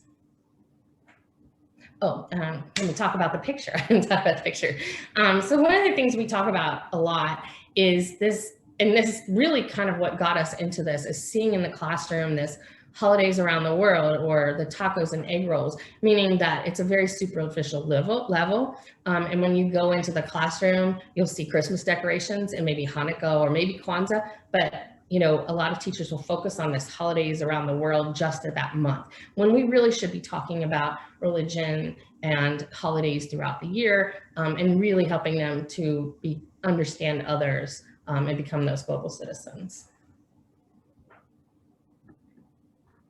So why are these conversations avoided? So we started looking, and we talked to curriculum specialists for different counties. We talked to principals. We and talked to a lot of teachers in service and teachers in their internships. And so we started asking, why are these conversations avoided? And the first was, there's a lot of confusion. I mean, the United States has a long tradition of saying there's a separation between church and state. And so many times teachers are just confused about what is allowed to be taught. Second of all is fear of offending. Self-censorship and fear of offending a child, a parent, a staff member. And so with that fear of offending, it's just better just not to talk about things sometimes, and we avoid conversations about religious diversity. There's so many different religions, and the idea that we don't have a strong hold on knowledge base or a lot of content knowledge about each of these religions. So misrepresenting religions is also, and having a lack of this deep content knowledge makes oftentimes teachers fearful of teaching it. So I'd rather just not get things wrong. I don't know enough, so I'm not going to have these conversations. And then of course, just staying safe, you know, discomfort talking about religion. And for these reasons, many professionals, school leaders just don't want it happening in their schools.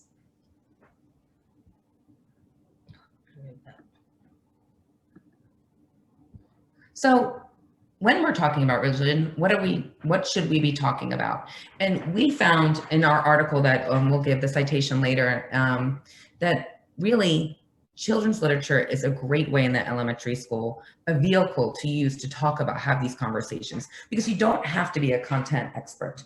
You don't have to navigate your own personal feelings when you're using a narrative about a different religion through the eyes of characters in a book. And so we strongly promote using children's literature to help have these conversations. So current research states that public schools and private schools have really done a poor job of educating about religious diversity. And so some ways to further these conversations is to build up your knowledge base. Now, that does not mean that teachers need to be experts in the field, but just looking at what is being taught in the book, adding some information about it, building text sets in your classroom to support, building maps using primary source documents can help navigate these conversations.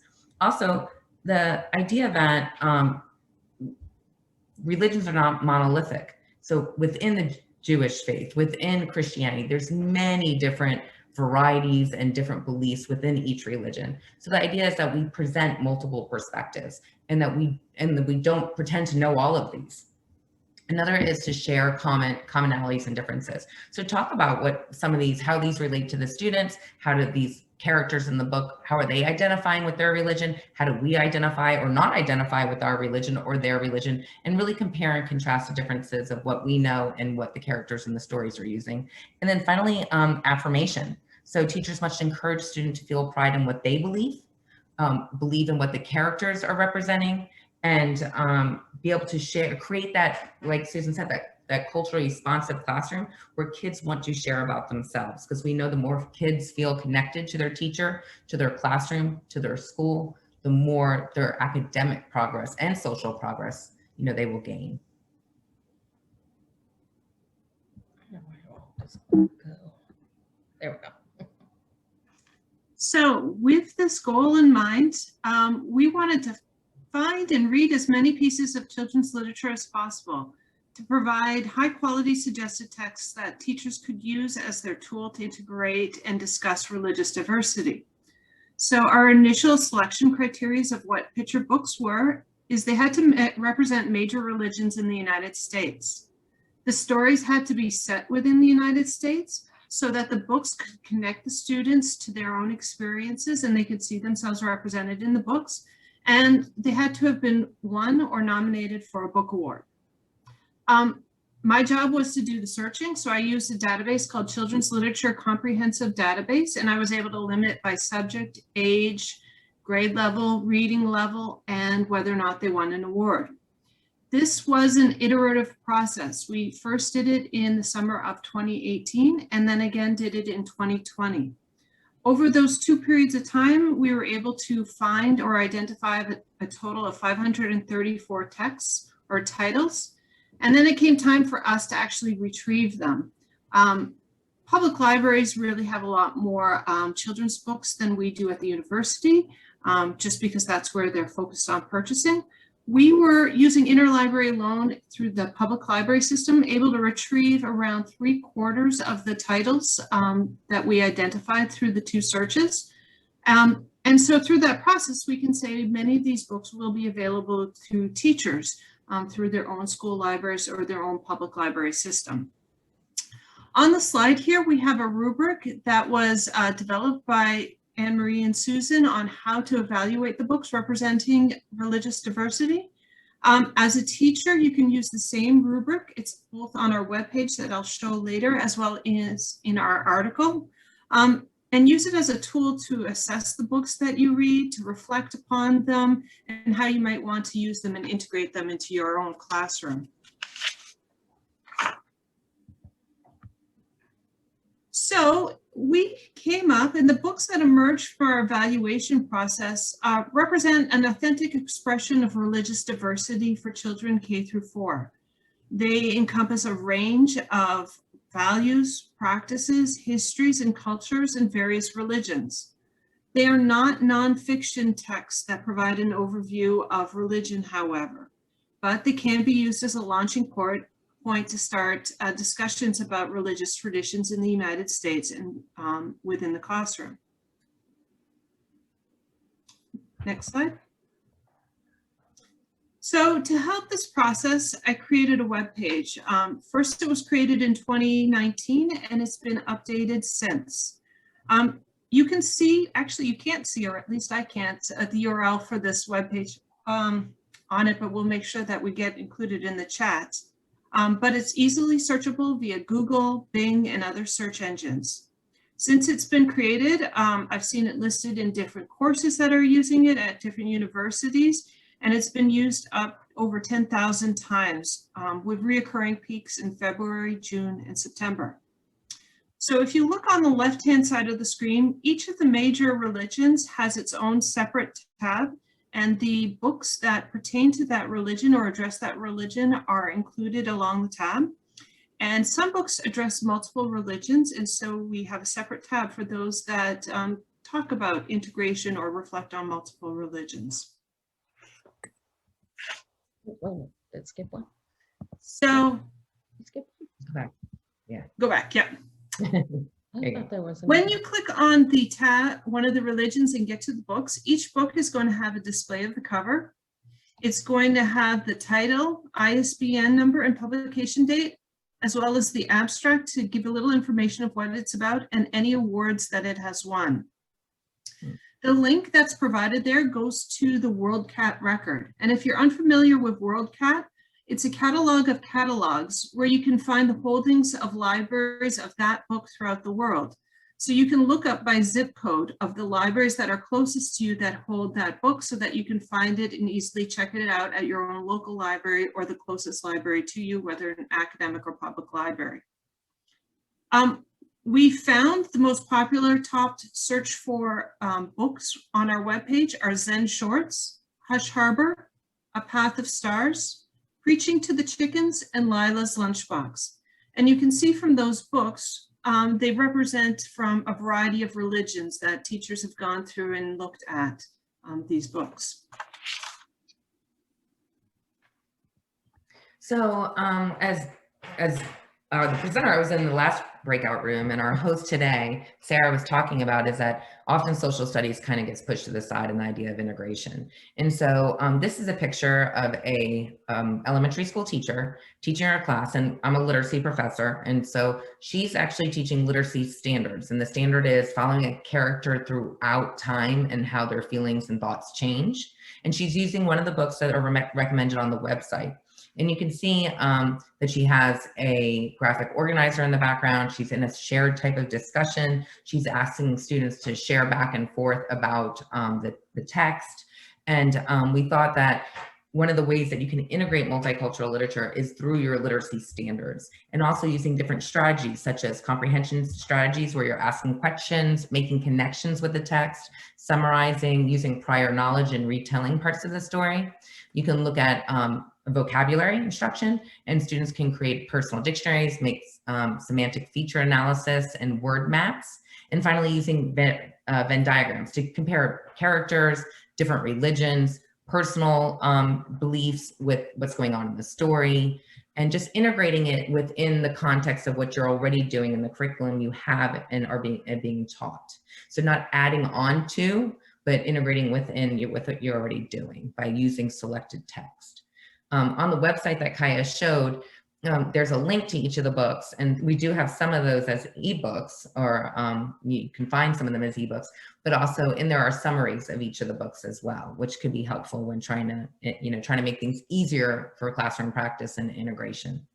And finally, We thank you for listening to us. And these are the two articles that we're referencing. We kind of combined both of them. The first one on top is a practitioner article. This would be really good for pre-service teachers and practicing classroom teachers when thinking about integrating more multicultural literature that features religious diversity in the classroom. And the bottom one is more focused on the research base that we did to identify and select these books that we put on the website. So thanks for having us. Thank you. Well done. Thank you all. Round of applause, right? Well done. Thank you. And you all made up a pretty quality team. Some elementary literacy, media center library. Wow. So I love how you all talked about the experience at the beginning of your article. I thought it was very powerful. Can you all share a little bit about that experience? The autobiographies. I'm sorry, the student going to the cafeteria. Ramadan. Oh, right. So I thought it was a powerful experience personally. From the paper, really. Right. So sorry about that. No, absolutely. Sorry, I was like, weird. I don't think that was in the PowerPoint. So the idea that lack of content knowledge, and just jump in, Susan, the idea of lack of content knowledge about different religions and having a student go into the cafeteria during Ramadan when they're not eating at all and having to sit in the cafeteria and that's one problem, right? That we're having a child during Ramadan who's not eating, going into the cafeteria and just sitting in there and not eating, probably starving is obviously not the right idea to do for, students to do with our students. And I always find the bigger problem with that scenario is that the student didn't feel comfortable at first telling the teacher about, I celebrate Ramadan, this is my family's culture, this is what we're celebrating right now, and what are my options?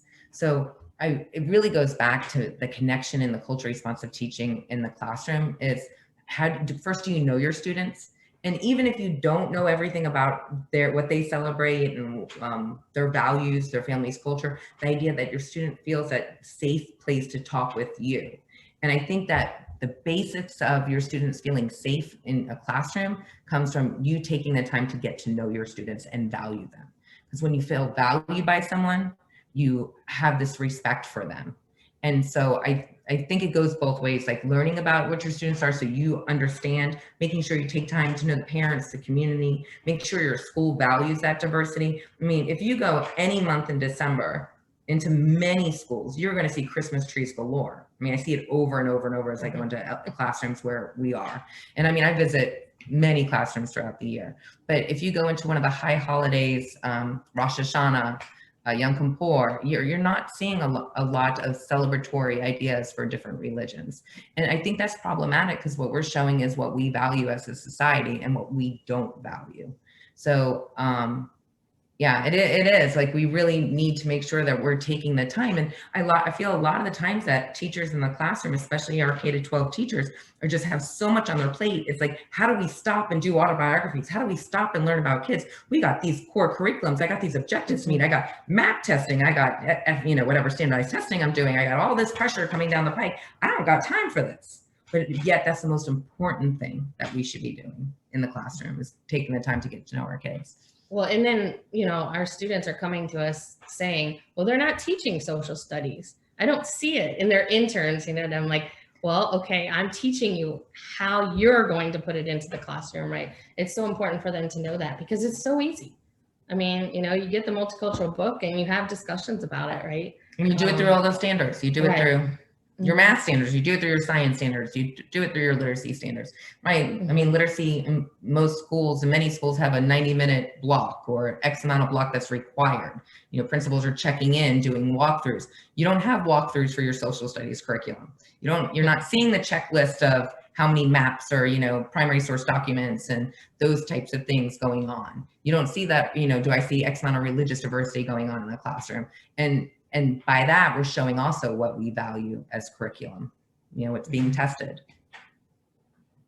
Absolutely. I think you all touched upon this as well. It's like, it should be something that we're already working on, not just in content, but in strategy as well. So to reach these students with this content, sometimes it's seen as extra, but with you working in a library and with some people in the classroom, some people in this session, and some of us working in teacher education programs, we should be able to get our students to those spaces where they can get that extra content, which people call extra, but it should fit into the curriculum, and also give them access to those strategies. And they're things that we already should be doing. So I'm glad you all put those resources out there as well. Very interesting research, study, and conversation. Does anyone else have any questions? I can only see so many faces at a time, so feel free to just jump in if you have any questions, comments, or concerns. I have a question. Go ahead, Campbell. So with the current events that are happening in Palestine, how would you address the Jewish and Islam religions in the classroom? What grade are we focusing on? Ma'am? What grade are we? Like really any grade, like K to 6 elementary level. Well, I mean, like when you're talking about what's going on current events, Yes, I always say, like, and I'll come back to what your question is, but when I'll never forget, I was teaching and we were talking about Black Lives Matter, we were talking about George Floyd, we were talking about Ferguson in Missouri, and many of the teachers I was working with was like, I can't talk about that. My principal said we can't talk about that. We can't talk about that. And I said, they're all talking about it. So you are the most educated person in this classroom right now. You are their teacher. But all these kids are talking about this by themselves. They're angry, they're sad, they're upset, they're distraught, they're scared. But as adults, we have to talk about, we have a social, moral, academic obligation to talk about these things in age appropriate fashions. But you're not gonna find any middle school kids who are not talking about Black Lives Matter right now. I mean, with our past president, with current policies. And so with current events, I think it's, whatever we're going to talk about has to be age appropriate. And obviously there's not a piece of children's literature right now going on to focus on the topics you're talking about, but how can you bring in primary source documents and talk about factual information and yet respect and honor everyone in the conversation? It's a tricky navigation, right? And I think that you're a facilitator of these conversations. And I always tell my students, you need to be informed. You can't start talking about this if you're not informed and understand the conflicts, the racism, any of that before you go to start talking about this. And I also talk to them about, you need to talk to your administrator and your parents and let them know what you're going to be talking about. But I think children's literature, it kind of sets such a safer space, because You're talking about the characters. Right, we're talking about the characters. We're not talking necessarily, we can connect to that. Obviously, one of the literacy strategies is making connections to text, other texts, to yourself, and to the world. And so just thinking about that, it's just such a great way for you to bring that in. And it's just, in my opinion, an easier way because it's that safer, more comfortable space. Mm-hmm. Thank you. I think we have time for one more question. Can I just say also Maybe final two. on that? Some of those books deal with multiple religions and how the children are addressing it within the narratives of the stories. So that's also another way to talk about it, because these children's books are actually dealing with different scenarios where children of different faiths are coming together or experiencing life together. So that's just another thought for dealing with that issue and conflict. I have a question, Mr. Samuels. Go ahead, Jaleesa. Can you hear me okay? Yes, we can Okay. hear you. Hi, I'm Jaleesa. I'm a student right now at the university. I am currently under the instruction of Dr. Bennett and Dr. Gunn. Thank you for having me be here for extra credit. So I'm a poli-sci major. I'm taking your course because it's an extra course. But I just read today that Texas in the legislature, they just passed a bill that would allow racism to be limited in social studies in their state. So what do you think the long-term negative impacts would be on those children from K to 6 having a limited knowledge of racism in social studies, essentially? Our governor just passed a recent, signed a recent bill that gives and provides bonuses to teachers for pretty much taking out social justice education out of social studies standards and critical race theory. And there's a lot of conversation going on about that in Florida, but in addition, the bill passed. So let's be clear about what message that is sending in a very diverse state, linguistically, culturally, ethnically, and it's super scary about what I mean, to just dumb it down, right? It's horrible to think about what that tells our teachers, what our state legislators value. You know, I mean, I hate to say this, but it's almost like you're going to have a hard time finding a social studies teacher that doesn't need an extra $3,500, you know, to take some PD on why to incorporate this. I'd imagine those same teachers are going to shut the door and teach whatever they want to teach. But it is scary to think that that's where we're having to be. You know, and the pushback is that doesn't have a place in the classroom, that we're promoting racism, that we're promoting, you know, dichotomizing the beliefs of our society, which I mean, we don't stand or believe with that. And it's heartbreaking when it gets signed into a bill, and enough of our leaders believe this is important work. And we're going to keep doing what we're doing. Yeah, that's not going to change. And then unfortunately, we're putting teachers in a spot to do that, you know? And I don't know how to answer your question except that it's horrific. Well, Jaleesa, I'm glad you brought that up. And that might be a question and discussion that we can almost carry over into a whole group discussion. And Anne-Marie, did I get it right? Anne-Marie, you definitely started. Hi, I guess I got kicked out. Yeah, so we had like a minute left, but we started a conversation moving on a critical race theory. Well, very close to it. So we might have a lot of whole group discussion towards the end. Yeah. Can continue that conversation. So thank you all again for being here tonight. It is into summertime.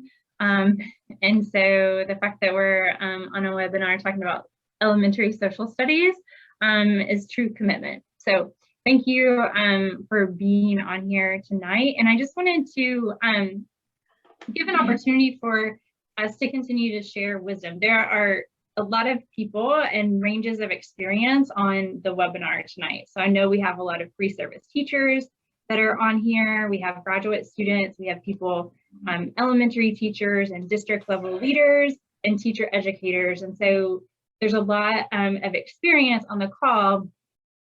And I'm curious, we've been talking about, and some awesome presenters have been sharing about ways that they have effectively been able to integrate social studies with other disciplines in the elementary setting, and also to do that in a critical way. Oh, yeah. Curious if other people either can kind of type into the chat or just unmute and share out some other ways that maybe you could talk about from your experience that you've been able to do this in an elementary setting. And we can definitely continue to bring in some of those critical lenses, like critical race theory, about how that has come into like planning elementary social studies lessons as well.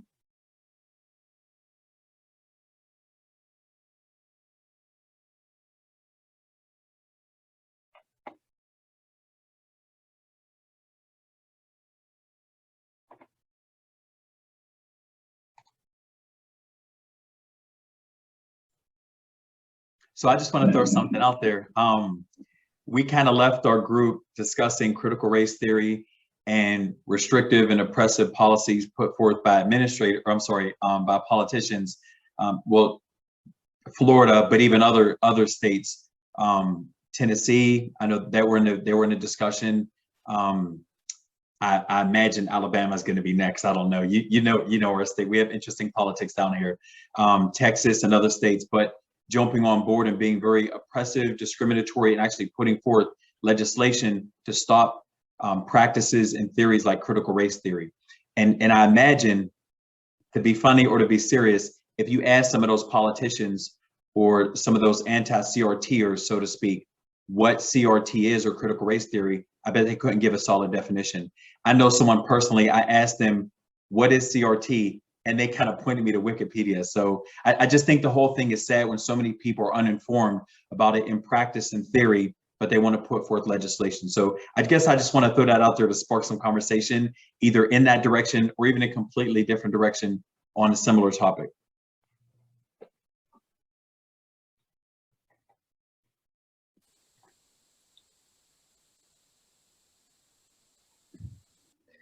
I mean, we see it just now. Florida just came out with, Florida was one of the first states to adopt Common Core, and then we backed out at the very last minute. And then we designed our own curriculum, the Florida standards. What is it? The Florida standards? The Florida standards. And then we just got rid of them with our new governor. Now we have the best standards. So in a couple of years, we'll have the best standards. But in the best standards, we're looking and analyzing them right now. Districts have some control in Florida how they integrate them. Many districts are doing K-2 over the next 2 years and then doing the full-blown 3 through 12 the year after. Some are adopting all at one time. But we have been looking very critically at the literacy standards. They look very different than the Florida standards, and the Florida standards were just mirroring the Common Core standards. And you look at the text that they're recommending, and I forget how many texts they recommend per grade level, but 33% of the list will be on the state test. So now teachers are going to be forced to use these text lists to actually teach because they're going to be on the test. It's really setting it up for disaster. But when you look at the list of texts, they're not the books that you saw today. I mean, I think the story of Ruby Bridges does make the cut, but besides that, we're going back to a very monoculture, monolinguistic, very whitewashed world of children's literature. And to think if a teacher feels pinned down to not use other books because the state test is going to have 33%, but it also makes you think, who picked these books, right? Because I wasn't on that committee, and I would have been certainly happy to be on that committee. I wasn't asked to be on that committee too. So I think as we look through the states and look through curriculum, I think it becomes really scary when the scope of what we teach is now even, because we're here to teach standards. We're here to teach objectives for those standards. We're not here to teach text. We're not here to teach certain books. We're not here to make publishing companies rich. We're here to enrich the lives of children. And so when we really take away all those texts and we take away critical race theory and we take away these things, we're setting ourselves up for a very dangerous world, in my opinion.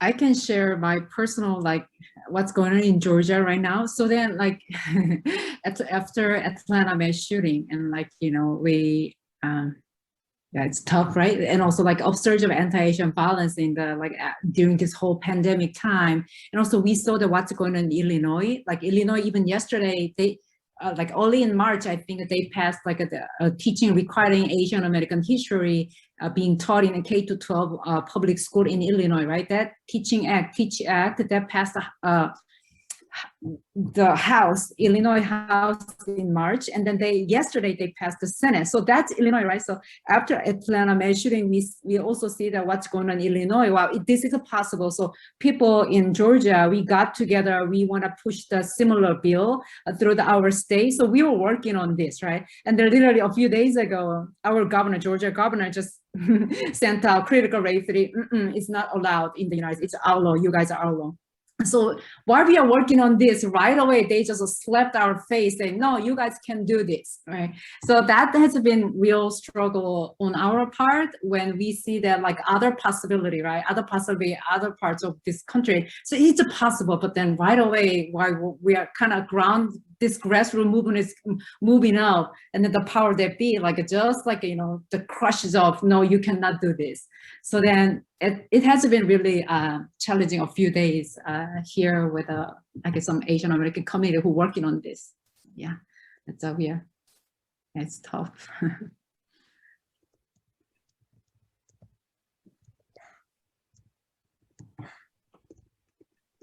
I see in the chat here also conversations about legislation that has been put in place in Tennessee as well, banning critical race theory. I think there's also some legislation in place similar to Florida about certain texts being approved by school districts or by the state itself to be used in the classroom, which makes me think about in the session I was just in with Dr. Murray Everett talking about the need for critical media literacy skills and, you know, possibilities for having to use these particular texts. Can we use critical media literacy questions to trouble those texts that we're being required to use, right? And like, is that a way to push a critical lens and also push for our students to be starting to ask those questions themselves all the time? I'm curious how other people may be working against restrictions that they're feeling or challenges that they're facing within their state or in their school. To teach social studies, one, and to do that in a critical way. Has anybody been able to experience like pushing back and maybe having any success pushing back?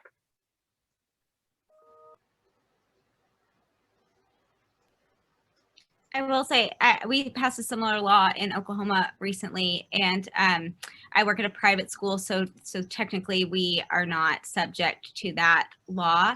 And I have been surprised by the reaction among the staff that I work closely with there, which has been like, yeah, we're still going to teach what we want, and it's okay. And I actually was expecting more because Oklahoma is a very conservative state generally, and I was expecting there to be more people who were like, yes, but what has happened is the opposite, is where people are like, okay, you can't tell us what we can't teach. You saying this actually makes me feel like I'm going to teach this. I want to learn more about this now and understand why you're so opposed to it, and let's teach it. And so that, I think, is probably not a very common reaction, but it's been really encouraging to me to see that the default reaction is not just like acceptance, but has been like, wait, what?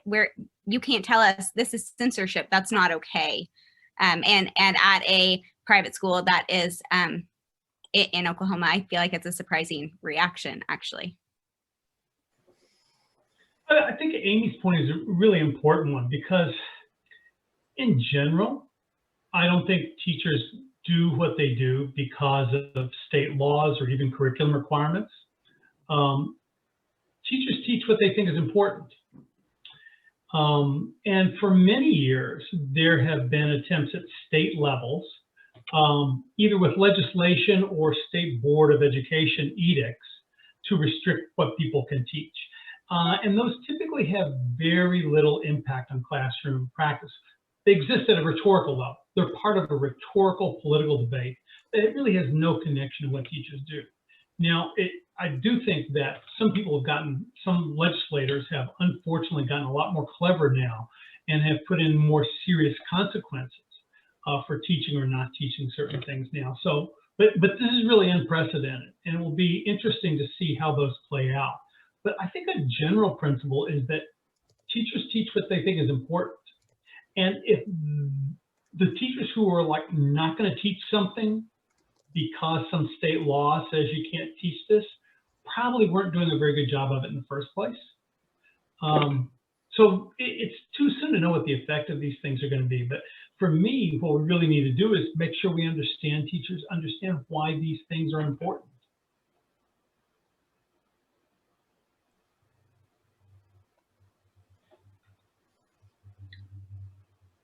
Yeah, I would echo Bianca's comment that pre-service teachers are often kind of intimidated by these things, and they hear these things, and this, as was brought up just before, these kind of echo the like "don't say gay" bills. In Tennessee, we never even passed a bill that was kind of in that like "don't say gay" thing, but there was so much confusion about it that some of my teacher friends who are excellent teachers are like, I don't know, did that law pass or did that not? like they're still confused about it because so much noise was made. And so if you think about kind of like, how do we use PowerPoint? Most of us just use the default, whatever. And so part of the default is like, well, you hear like, oh, you know, this teacher got sued or, you know, got in trouble for reading this book. Somebody in Knox County, Tennessee, got some parents call for reading Something Happened in Our Town. And I'm sure many of you are familiar with that book. If not, check it out. And the Knoxville kind of radical teacher Facebook page just blew up. And some of the comments were like, the district is going to come after you. So these intimidations are things that we have to organize, right? And have solidarity, because that kind of power is the only power that really can overturn the official line.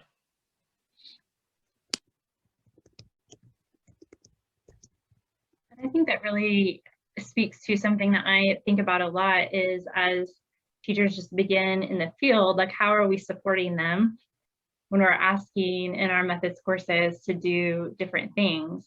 Once out in the field, how are we supporting alumni there?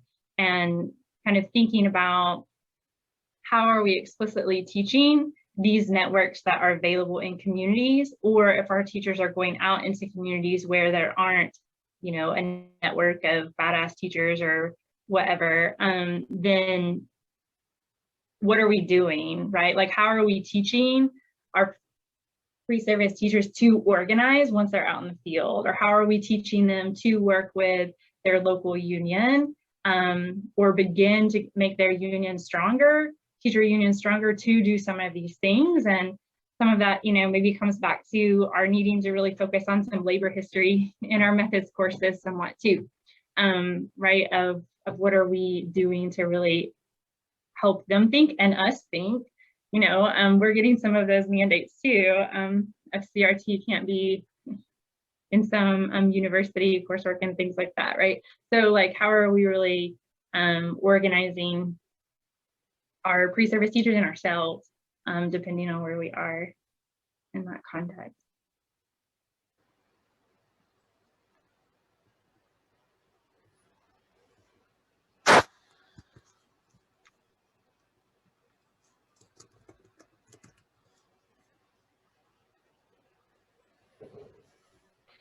Thank you. I know that in the chat, there's definitely several resources that were put in here. So as you close out, I encourage you, if you can, to save the chat or copy some of those. And I want us, as we finish up tonight, we're definitely talking about things that are discouraging to us right now and really troubling. And those are very real and have real material effects on our lives and on students' lives. But I also want to take a moment not to disregard that, but to celebrate the work that was shared tonight and ways that we are seeing teachers, elementary teachers out in the field, teaching social studies, integrating that authentically and doing that in a critical way. And hopefully as we are wrapping up tonight, regardless of what stage you are as a social studies educator and where you are right now, that there's something you can walk away with tonight and think, oh, let me try this. Whether that is in a lesson plan you're going to submit, or whether that is in a methods course that you are preparing a syllabus revisions for next semester, really thinking about what we can draw from one another, and also thinking about the solidarity and support that is among us here and how we can connect in that way. Moving forward. So I want to just quickly for a couple minutes turn it over to Greg to just give a quick announcement about SSEC upcoming events as we close out. Absolutely. So if you all don't mind, just a round of applause for everyone who put this together tonight. Special thanks to, you know, Laura, Catherine, I think Michael Burson was in the background for some of this. Sarah, you did a great job. And thank you for everything you've committed towards this webinar. We just kind of turned a corner and started doing these webinars this year, but I really enjoyed myself this evening. And we have more to come, I think, later in the summer and definitely in the fall. So on another note, I do want to mention The executive board would personally like to invite you all to our SSCC Social Science Education Consortium Conference, which is going to be on June 25th through the 27th. And this year it's going to be virtual, but next year we'll be back into our normal rhythm and rhyme. We'll do domestic one year and international the next year. Next year will be international. We don't have a location yet, but if you attend the national conference or the annual conference on the 25th of June, we'll definitely announce our next site. It's going to be special. It'll be virtual, but we'll have spark sessions with authors, we'll have author highlights, we'll have breakout sessions, panel sessions, and we'll talk about a lot of the topics very similar to what we discussed tonight, social studies, K through 20. We'll talk about other topics like critical race theory, anything related to critical education. We'll talk about Black Lives Matter. We have a Black Studies panel that we're going to talk about a lot of controversial issues. And we're going to have a special feature. Shout out to Laura. We're going to have, and Catherine, we'll probably have a happy hour, and we're going to have a Prague doctor walking us around talking about the plague. I'm messing this up. I know I am. It's the plague Prague doctor. He's going to walk us throughout Prague, and we'll be able to have conversation. That's an extra session. So make sure when you register for that as an extra session. So I invite you all to not just join, but possibly, be members, join as members throughout the summer and throughout the fall. And hopefully we'll see you all on some of the board meetings and throughout some of our future sessions as well. I would love to keep these webinars going, and with a fantastic team that we have on the board, I'm sure we can get that in place in the fall. So, well, thank you all sincerely for attending tonight.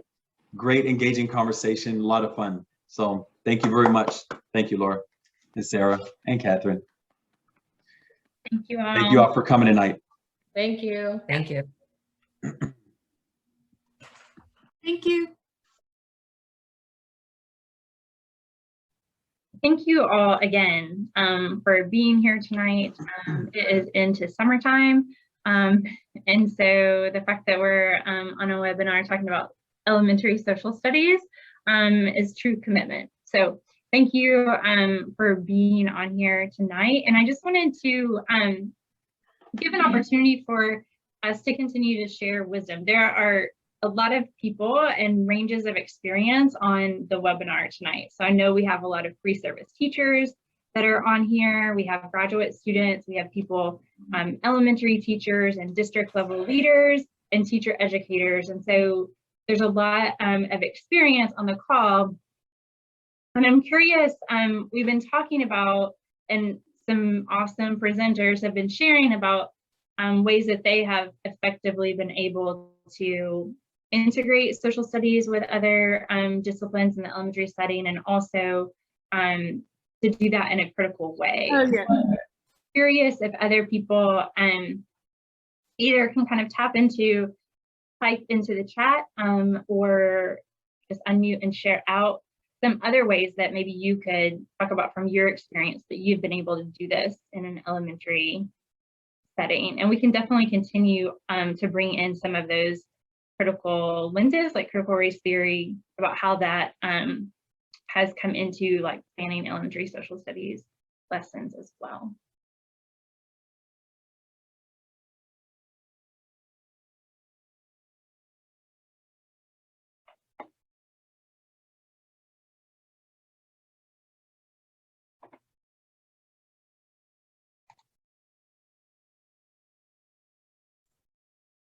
So I just want to throw something out there.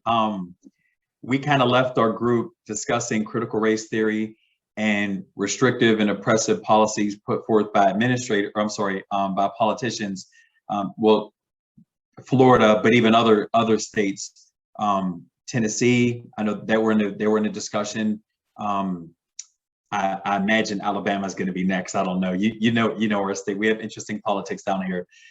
Texas and other states, but jumping on board and being very oppressive, discriminatory, and actually putting forth legislation to stop practices and theories like critical race theory. And I imagine, to be funny or to be serious, if you ask some of those politicians or some of those anti-CRTers, so to speak, what CRT is or critical race theory, I bet they couldn't give a solid definition. I know someone personally, I asked them, what is CRT? and they kind of pointed me to Wikipedia. So I just think the whole thing is sad when so many people are uninformed about it in practice and theory, but they want to put forth legislation. So I guess I just want to throw that out there to spark some conversation, either in that direction or even a completely different direction on a similar topic.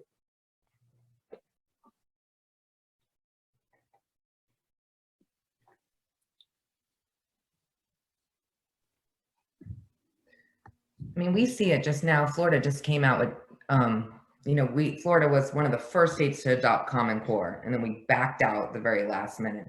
And then we designed our own curriculum, the Florida Standards. What is it? The Florida Standards? The Florida Standards. And then we just got rid of them with our new governor. Now we have the best standards. So in a couple of years, we'll have the best standards. But in the best standards, we're looking and analyzing them right now. Districts have some control in Florida how they integrate them. Many districts are doing K-2 over the next 2 years and then doing the full-blown 3 through 12 the year after. Some are adopting all at one time. But we have been looking very critically at the literacy standards. They look very different than the Florida standards, and the Florida standards were just mirroring the Common Core standards. And you look at the text that they're recommending, and I forget how many texts they recommend per grade level, but 33% of the list will be on the state test. So now teachers are going to be forced to use these text lists to actually teach because they're going to be on the test. It's really setting it up for disaster. But when you look at the list of texts, they're not the books that you saw today. I mean, I think the story of Ruby Bridges does make the cut, but besides that, we're going back to a very monoculture, monolinguistic, very whitewashed world of children's literature. And to think if a teacher feels pinned down to not use other books because the state test is going to have 33%, but it also makes you think, who picked these books, right? Because I wasn't on that committee, and I would have been certainly happy to be on that committee. I wasn't asked to be on that committee too. So I think as we look through the states and look through curriculum, I think it becomes really scary when the scope of what we teach is now even, because we're here to teach standards. We're here to teach objectives for those standards. We're not here to teach text. We're not here to teach certain books. We're not here to make publishing companies rich. We're here to enrich the lives of children. And so when we really take away all those texts and we take away critical race theory and we take away these things, we're setting ourselves up for a very dangerous world, in my opinion.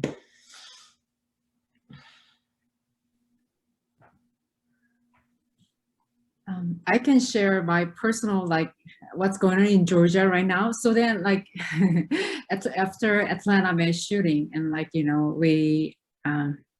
yeah, it's tough, right? And also upsurge of anti-Asian violence in the during this whole pandemic time. And also we saw that what's going on in Illinois, Illinois, even yesterday, they early in March, I think they passed a teaching requiring Asian American history being taught in a K-12 public school in Illinois, right? That Teach Act that passed the House, Illinois House in March, and then yesterday they passed the Senate. So that's Illinois, right? So after Atlanta mass shooting, we also see that what's going on in Illinois. Wow, this is possible. So people in Georgia, we got together, we want to push the similar bill through our state. So we were working on this, right? And then literally a few days ago, our Georgia governor just sent out critical race theory. It's not allowed in the United States. It's our law. You guys are our law. So while we are working on this, right away, they just slapped our face saying, no, you guys can do this, right? So that has been real struggle on our part when we see that other possibility, right? Other parts of this country. So it's possible, but then right away, while we are kind of this grassroots movement is moving up, and then the power that be, the crushes of, no, you cannot do this. So then it has been really challenging a few days here with some Asian American community who working on this. Yeah, it's tough.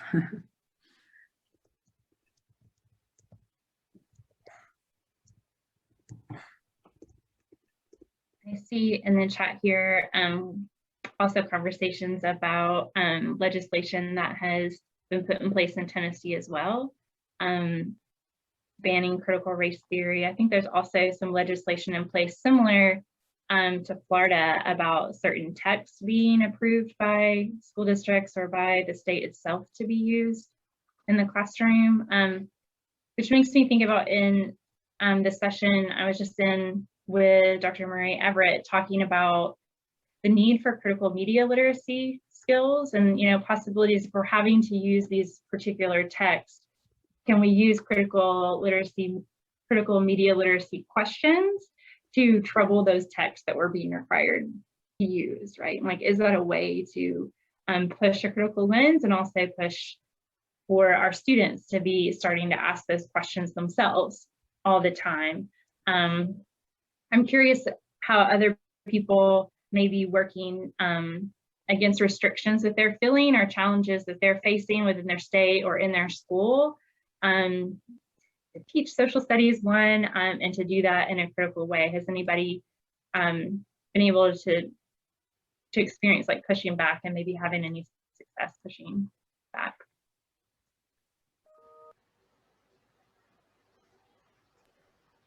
I will say we passed a similar law in Oklahoma recently, and I work at a private school, so technically we are not subject to that law. And I have been surprised by the reaction among the staff that I work closely with there, which has been like, yeah, we're still going to teach what we want, and it's okay. And I actually was expecting more because Oklahoma is a very conservative state generally, and I was expecting there to be more people who were like, yes, but what has happened is the opposite, is where people are like, okay, you can't tell us what we can't teach. You saying this actually makes me feel like I'm going to teach this. I want to learn more about this now and understand why you're so opposed to it, and let's teach it. And so that, I think, is probably not a very common reaction, but it's been really encouraging to me to see that the default reaction is not just like acceptance, but has been like, wait, what? Where you can't tell us, this is censorship. That's not okay.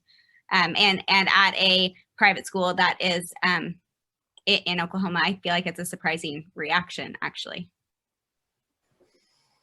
I think Amy's point is a really important one, because in general, I don't think teachers do what they do because of state laws or even curriculum requirements.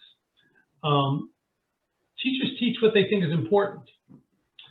And for many years, there have been attempts at state levels, either with legislation or state board of education edicts, to restrict what people can teach. And those typically have very little impact on classroom practice. They exist at a rhetorical level. They're part of a rhetorical political debate that it really has no connection to what teachers do. Now, I do think that some legislators have unfortunately gotten a lot more clever now and have put in more serious consequences for teaching or not teaching certain things now. So, but this is really unprecedented, and it will be interesting to see how those play out. But I think a general principle is that teachers teach what they think is important. And if the teachers who are like not going to teach something because some state law says you can't teach this, probably weren't doing a very good job of it in the first place.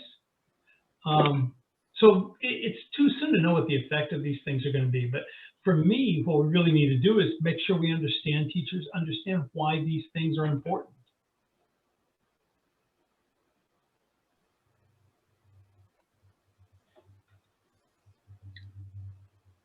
Yeah, I would echo Bianca's comment that pre-service teachers are often kind of intimidated by these things, and they hear these things, and this, as was brought up just before, these kind of echo the like "don't say gay" bills. In Tennessee, we never even passed a bill that was kind of in that like "don't say gay" thing, but there was so much confusion about it that some of my teacher friends who are excellent teachers are like, I don't know, did that law pass or did that not?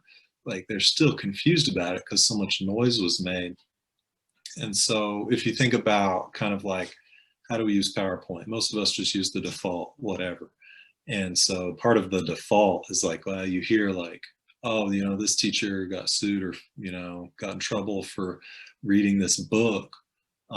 Somebody in Knox County, Tennessee, got some parents' call for reading Something Happened in Our Town. And I'm sure many of you are familiar with that book. If not, check it out. And the the Knoxville kind of radical teacher Facebook page just blew up. And some of the comments were like, the district is going to come after you. So these intimidations are things that we have to organize, right? And have solidarity, because that kind of power is the only power that really can overturn the official line.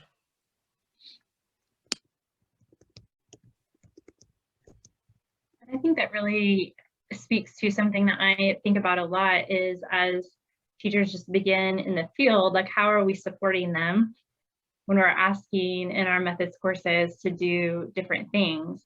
Once out in the field, how are we supporting alumni there?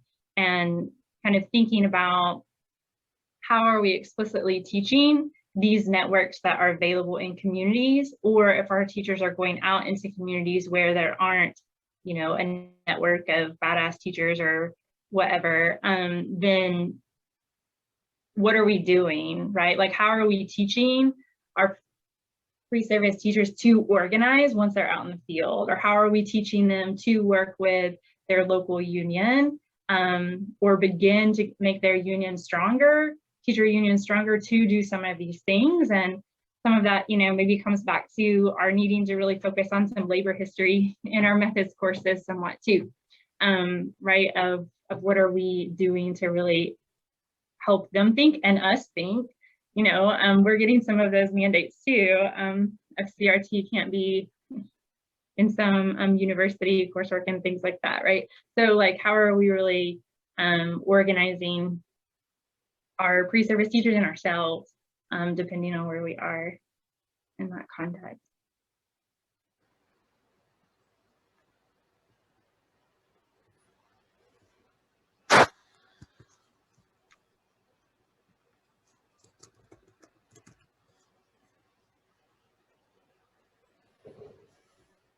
Thank you. I know that in the chat, there's definitely several resources that were put in here. So as you close out, I encourage you, if you can, to save the chat or copy some of those.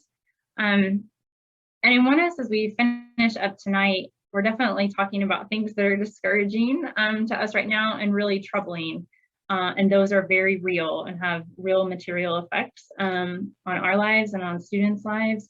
But I also want to take a moment not to disregard that, but to celebrate the work that was shared tonight and ways that we are seeing teachers, elementary teachers out in the field, teaching social studies, integrating that authentically and doing that in a critical way. And hopefully as we are wrapping up tonight, regardless of what stage you are as a social studies educator and where you are right now, that there's something you can walk away with tonight and think, oh, let me try this.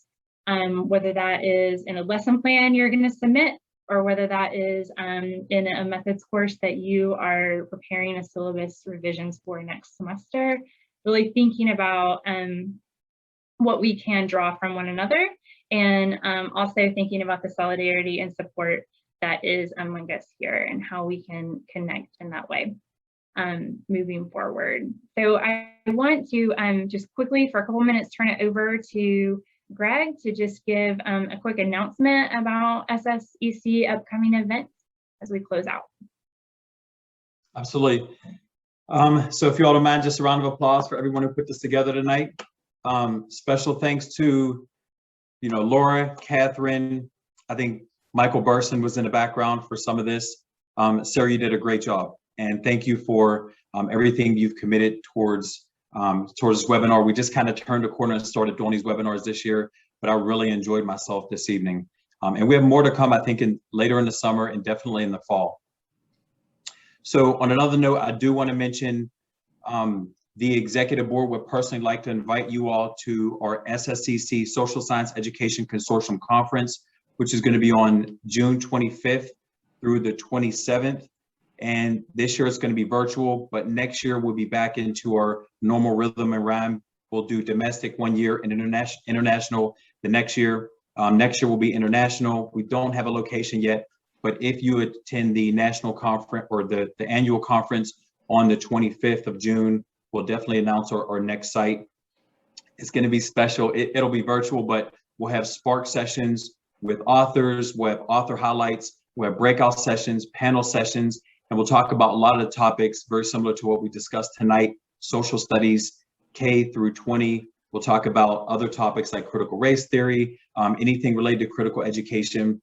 We'll talk about Black Lives Matter. We have a Black Studies panel that we're going to talk about a lot of controversial issues, and we're going to have a special feature. Shout out to Laura. We're going to have, and Catherine, we'll probably have a happy hour, and we're going to have a Prague doctor walking us around talking about the plague. I'm messing this up, I know I am. It's the plague Prague doctor. He's going to walk us throughout Prague, and we'll be able to have conversation. That's an extra session, so make sure when you register for that as an extra session. So I invite you all to not just join, but possibly, you know, be members, join as members throughout the summer and throughout the fall.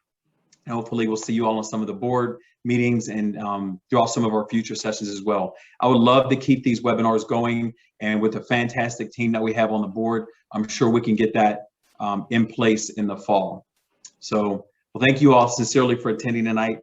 Great engaging conversation, a lot of fun. So thank you very much. Thank you, Laura and Sarah and Catherine. Thank you all. Thank you all for coming tonight. Thank you. Thank you. Thank you.